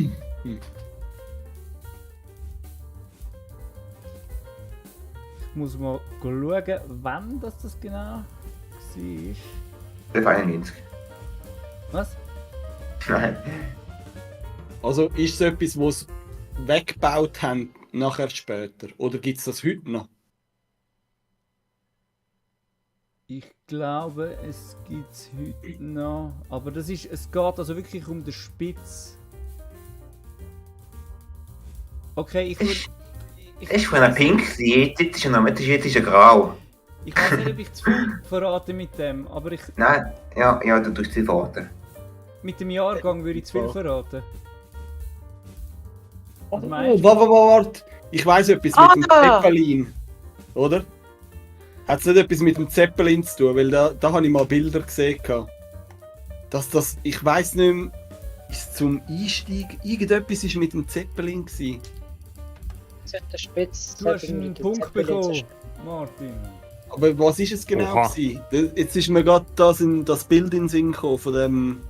Ah, da sieht man es, ja. Ja, also der Punkt ist, sie haben So gut. das Zeppelin Voll. dort Ja, doch, das habe ich sicher gesehen. und der Sinn wäre gewesen, dass sie hätten sogar können dort ein- und aussteigen. Also sie Genau, haben sogar ja. so eine Leiter und so. Es war mega gefährlich gewesen, aber ja, man hat so viel über den Atlantik von New York, Voll. Deutschland. Doch, das haben sie sicher auch gezeigt. Du bist unten dran, irgend so einen ausstellungsmässig bist, hast können Zeug anschauen. Das Bild ist mir in den Sinn gekommen, so etwas ähnliches. Aber ich weiss nicht, ob das Teil heute noch dran ist. Weißt du, wo könntest du andocken? Das wüsste ich auch nicht. Ja, wisst ihr jetzt nicht. Aber das Bild weiss, dass das ja. Jetzt, wo Das du finde ich wegen dem eine geile Spitz gesagt Frage, hast. Mann. Ja, das ist super. Mhm. Ich habe mich wirklich nicht mehr erinnert. Punkt, technisch bin ich super dabei. Oh, jetzt! Jetzt hol's noch auf, ey. Der Joel. Ja klar. Glaub mir. Redewendung auf einer Welle sein. Da sind wir wieder beim Radio, ganz einfach. Ah, jetzt kommst du sind wir wieder bei der Handwerker. Ich weiß. Im Radio, der heisst. Eben, dass du auf der gleichen Frequenz, also Ah.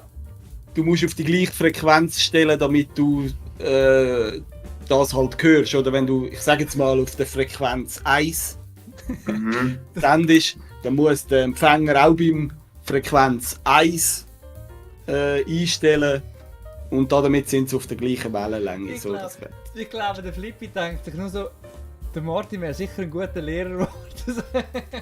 das stimmt sicher nicht. Stimmt sicher nicht. Also ich sag, Ja, es ist nicht komplett falsch, aber es ist. auf einer Wellenlänge sein, so dass ich zum Beispiel auf einer Höhe bin und ich sag, du musst zuerst auf dieser Höhe sein, bevor du irgendwas kannst sagen. Zum Beispiel wenn jetzt ein Lehrling zu einem Ausbildendes irgendwie etwas beibringen und sagt, der schon ausgebildet ist, halt, du musst zuerst auf die Höhe raufkommen, bevor du da kannst mitreden oder irgendwie so. Nein. Oder es hat etwas mit Surfen zu tun. Wäre auch mein Gedanke. Und ja. Gut, das ist eigentlich, glaube ich, eher das Gegenteil. Weil wenn du auf der gleichen Wellenlänge bist, dann hast du eigentlich ein Problem miteinander. Da gebe ich Bomeli recht. Surfen ist komplett falsch. Flippi? Außer der Flip hat eine bessere Theorie, wo ich sagen, die stimmt eigentlich mit Surfen. 2 Funktürme. Die wird die Sachen übertragen, wenn die gleiche Welle haben. Ja, das gleiche wie beim Radio, oder? Du musst Ja, Sender und Empfänger muss auf die gleiche Frequenz sein. Genau. Sonst, das Ja. ist so mein Gedanke. Ich glaube, Oder du für- suchst noch ein Wort. Welle oder? von der Hor. Mhm. er sucht noch ein Wort. Glaube ich. Also Ein ich weiß es Wort. auch nicht, aber... Ein Eintüpfli. Mhm.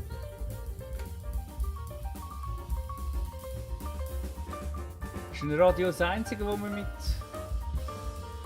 Funk- Er hat ja gesagt, Funken, oder? Der Flip. Ja. ne? Mhm. Er hat ja Ja. gesagt, 2 Funkmäste. Dann tust du funken miteinander. Was? Was? Die Informationen, die du halt übertragen willst. Wir funken jetzt auch zusammen. Ja. Mit ein bisschen mehr Daten. Also ich bin nicht Ja. sicher, aber sucht der Purzel nicht das Wort Fernsehen? Nein. Nicht? Ah. Das die Antenne muss Das hat so schon mit richtig Radio machen. zu tun. Morse? Hm? Morse? Morsezeichen funken. Nein. Bip, bip, bip, bip, bip, bip, bip.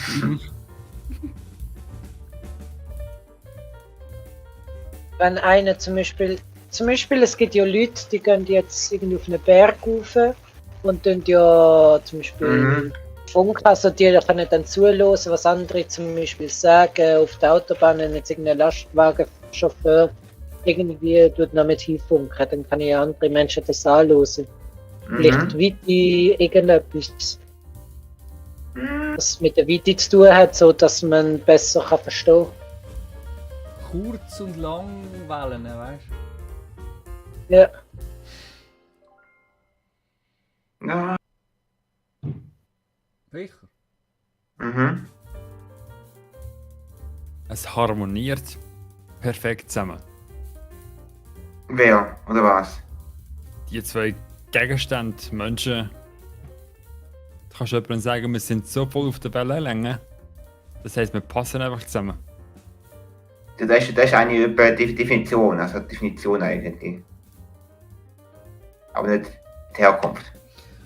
Aber hat das mit dem Morse nicht irgendwie mit quasi, wie sagen wir dem, also quasi wie Digitalisierung 0 und 1, also mit, Nein, nichts mit Morse zu tun. Ich bin eine Stil, Aber die ich mit nie dem habe. Funknetz, du hast Mit gesagt. Funken, ja. Aber wer funkt? Wohin? mit Funker. Ja, das spielt doch gar keine Rolle. Zwei vom Militär funken miteinander. Über Nicht vom Militär. Ja, nicht nur Militär, alle anderen. keine Ja, Ahnung, es gibt Polizei, Fieberfunken. Fernsehen funkt ja auch. Fernsehen, Radio funkt ja auch. Also warte, wenn ich Al- das, wenn ich Ja, das, einfach zwei funken miteinander und sind auf der gleichen Wellenlänge. Mhm. Vielleicht einfach das allgemeine Funknetz. wenn ich mir das vorstelle, du steuerst so ein ferngesteuertes Auto, oder? Mhm. Und du hast zwei gleiche Autos mit dem gleichen Empfänger. Dann sind die ja, dann fahren die ja genau gleich. Dann haben die immer die gleiche, sind immer auf der gleichen Wellenlänge, weil sie haben immer den gleichen Abstand zueinander. Ja. Ja. Vielleicht kommt es von so einem krassen Experiment, wo Menschen irgendetwas eingepflanzt haben und nachher haben sie mit einer Wellenlänge haben sie die dann gesteuert. So wie der Railo jetzt gesagt hat, oder? Dann hast du so eine Armee gehabt von so Lemmings und Mhm. die hast du dann so können steuern und von dort kommt das natürlich. Du meinst so wie bei der Fantasy Basel mit der mit der Brille, Mit weißt dem du? Ja, VR-Spiel. genau. Ja, bei meinem Experiment denke ich jetzt gerade das Philadelphia-Experiment. Kennt ihr das? Was?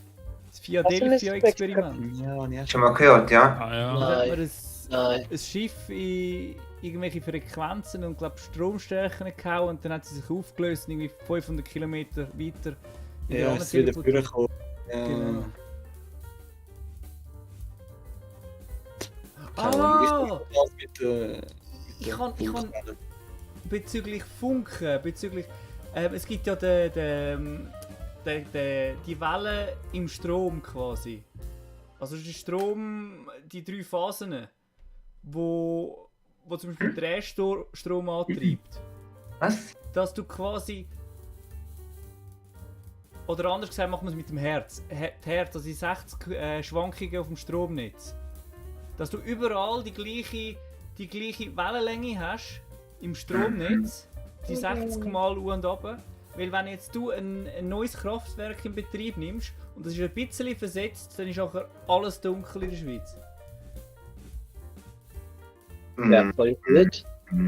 Dünn. Das stimmt sogar, aber es ist wahrscheinlich nicht die Antwort auf die Frage. Ja. Aber ich kann sagen, der was anderes weiß, der gewinnt die coole Tasse. Also ist der Schule, der kann sie nicht gewinnen, aber ist gleich. Also, Ich kann gleich noch die Antwort lüften. Der Punkt, Joel. Mhm.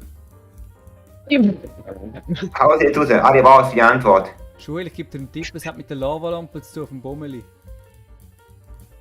Lavalampe. Schwankungen. Welche? Je nachdem, wer du das gibst, den putzt sie sie.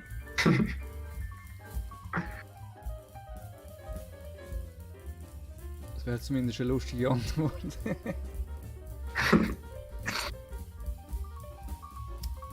Also mit Funkwellen nicht so Purzel, oder? Ja. Ja, so mal verwirrt. Ja, eigentlich.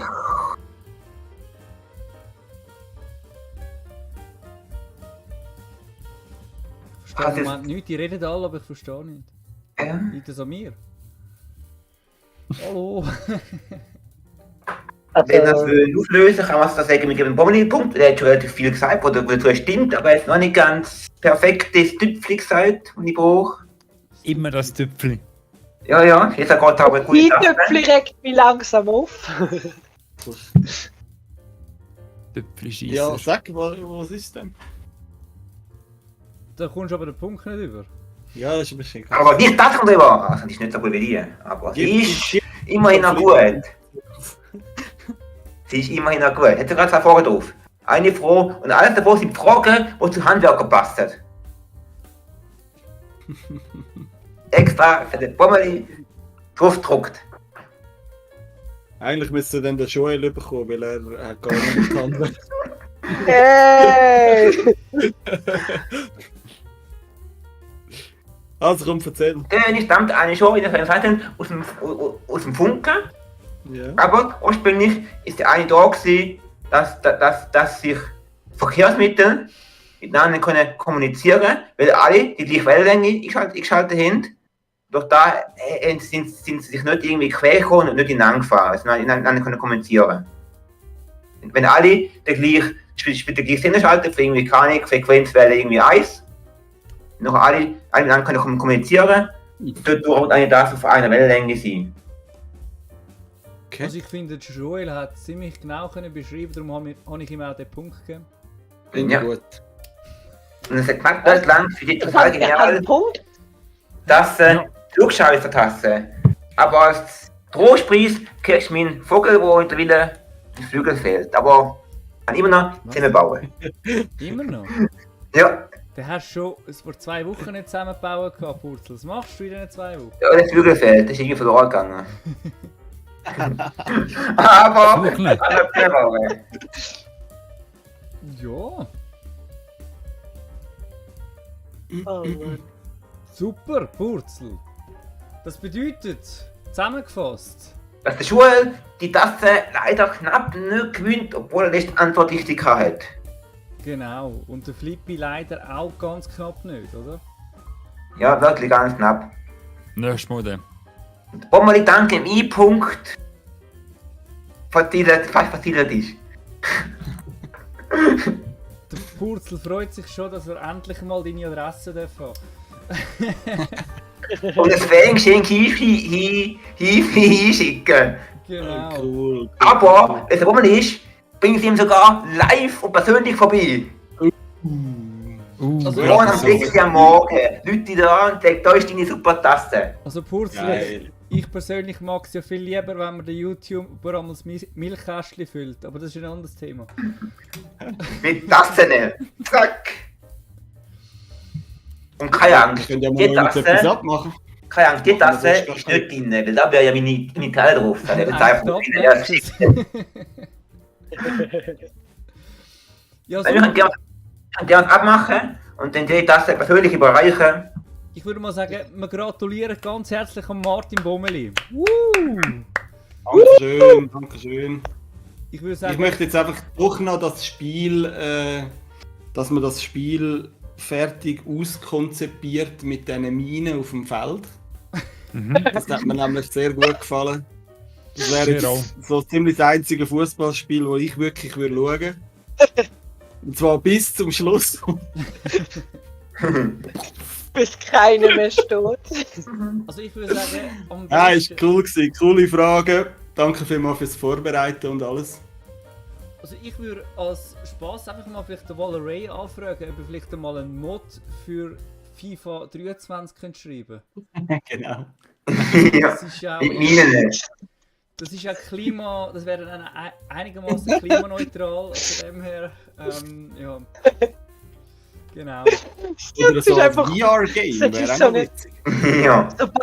So Barcelona gegen Real Madrid in Arabien und das hat sie Minen nicht drin. Weil Der letzte, der noch steht, hat gewonnen. Nein. Oder der, was cool schießt und überlebt, hat auch gewonnen. Zuschauer müssen dann weiterspielen, es hat immer noch meine. Wenn du beide zugspringst, hast du verloren. Genau. Minimum bei hast du verloren. Oh, Scheiße.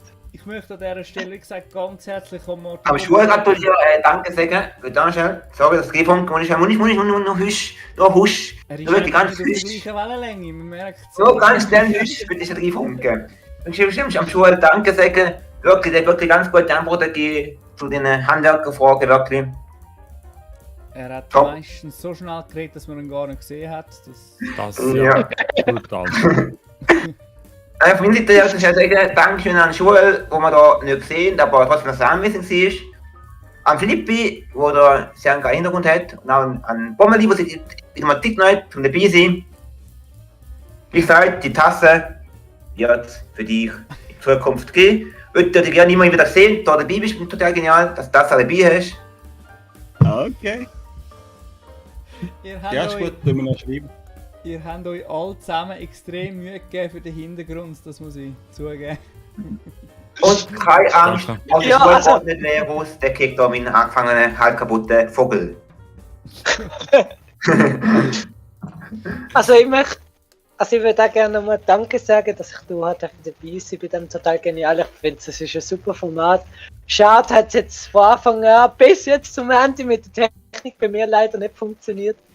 Aber trotzdem muss ich sagen, es ist echt eine coole Sache gewesen. Und auch danke wirklich an jeden Einzelnen, der da dabei war. Nächstes Mal dann mit Cam. Ja, ich gebe mir Mühe. Du, Joel, ich muss sagen, es ist jetzt nicht allzu schlimm, weil es wäre auch sonst das erste Mal, glaube ich, wo wir pünktlich gewesen wären, wenn das nicht reingekommen wäre. Von dem her absolut kein Thema. Ja, du, ich meine, man kann auch ein bisschen selbstkritisch sein, von dem her easy. Ich kann nicht sagen, dafür ist die Tasse pünktlich am Start gewesen. Ich meine, ich bin etwas am Start gewesen. Ich meine, etwas am Start Ich gewesen. muss vielleicht dazu noch einwenden, bis jetzt hat der Purzli jeder Sendung Werbung gemacht über Tassen, aber es ist das erste Mal, wo er Tassen Werbung darüber macht für die Sendung, oder? Das Stimmt, das stimmt. Und von Herzen im Fall. Und von Kurz, Herzen, jetzt muss man weißt du, sagen. was? Da steht hinten. Ist gleich, was Ich habe ist. gemeint, das kommt von unseren beiden Portemonnaie, aber das ist ein anderes Thema. Ja, das auch. Ah, jetzt ist der Sponsor auf dem Messer, als immer. Was, von wem? Das ist gleich. Okay, alles klar. Vom Purzel und vom Heiler wird gesponsert. Genau. Für Leute mit Bedarf an Tassen. Alright. Es ist ja extra. Also der Bommeli, nächstes Skate-Video kann am Skateboard genannt werden und kann einen Schluck aus dieser coolen Tasse nehmen. Kann ich sehen, dass er auch Alkohol dabei hat und trinkt. Ich mache eine Werbeplatzierung für die Tasse, respektive für das Spiel da. Für den Finde ich, wenn ich mir das Video anschaue, so drauf bezahlen sie 1 Euro oder so irgendwas, 1 Franken. Wegen der Tasse. Ich glaube, ich gehe mit der go battlen zu Aarau am Bahnhof und sponsore so meinen YouTube-Kanal. Also ich würde Finde mal ich sagen, gut. das war gerade die Ankündigung gewesen für unser nächstes Fan-Treffen. In Aarau. Ich würde sagen, Flippi, Purzel, Joel, das wird ein super cooler Vlog. Wäre cool, wenn ihr dann auch dabei wärt. Unbedingt, ey, ich wär sowas von dabei. Total genial auf der Straße. Das ist wie geil. Was ist Gage? Kannst du Zuschauer Tasse. sagen so. Ja, ich würde sagen, Und wir sind Profis im Hintergrund, die über meine reden. genau. Ich würde sagen, der Joel hat mal angefangen mit so einer wie sagt man dem? Eine Beendung von dem Ganzen. Hat der Flippi und der Bommeli noch etwas zu sagen zum Abschluss? Oder mit der Joel nochmal oder keine Ahnung was? Das ist nicht ganz verstanden. Wieso bin ich abgehackt gewesen? Ich meine auf dem Stuhl. Aha. Joel, Ja, hat abgerissen. Von der Tasse. Merci fürs Fragen zusammenstellen und so weiter. Das war wirklich cool gewesen. Das nächste Mal dann pünktlich und mit funktionierendem Setup. Das tönt, weißt du, normalerweise für all die schon mal mitgemacht haben, die denken jetzt wieder, der Riley hat den Scheiß gemacht, oder? Wenn du das so sagst. Du bist schuld! Ja, ich habe schon ewig nicht mehr gestreamt. Mein Licht ist ganz anders als sonst. Egal. Immer noch gut. Und wer weiß, es kann sein, dass beim nächsten Mal, wenn ihr den Bummeli seht, dass. Wenn dabei ist. Das, Genau.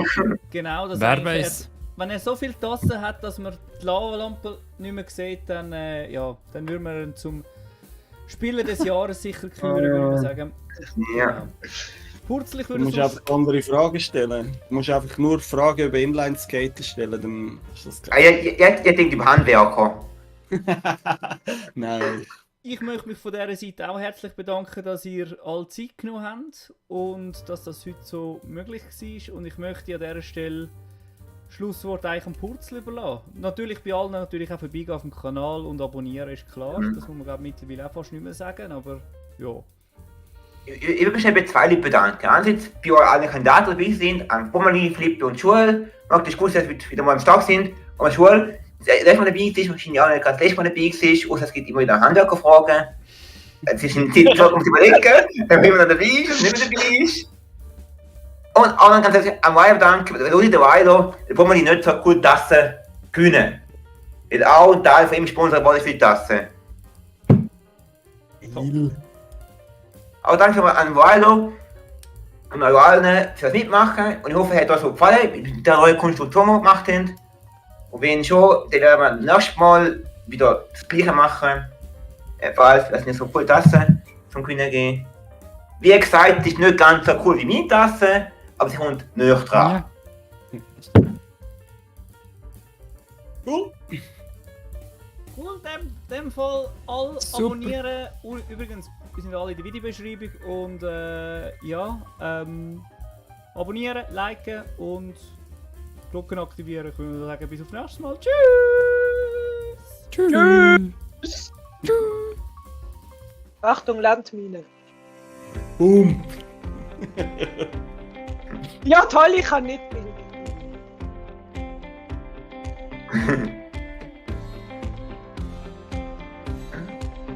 Okay.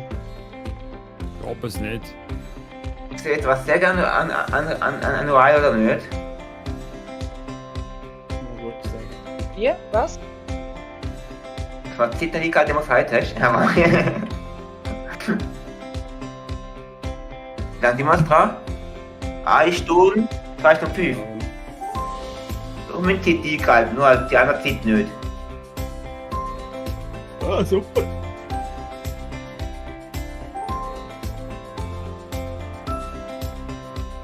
Moment, Ja, die es Leute, ist, die glaub, Leute, 10 das Sekunden. ist ein Problem, wahrscheinlich, die wir haben.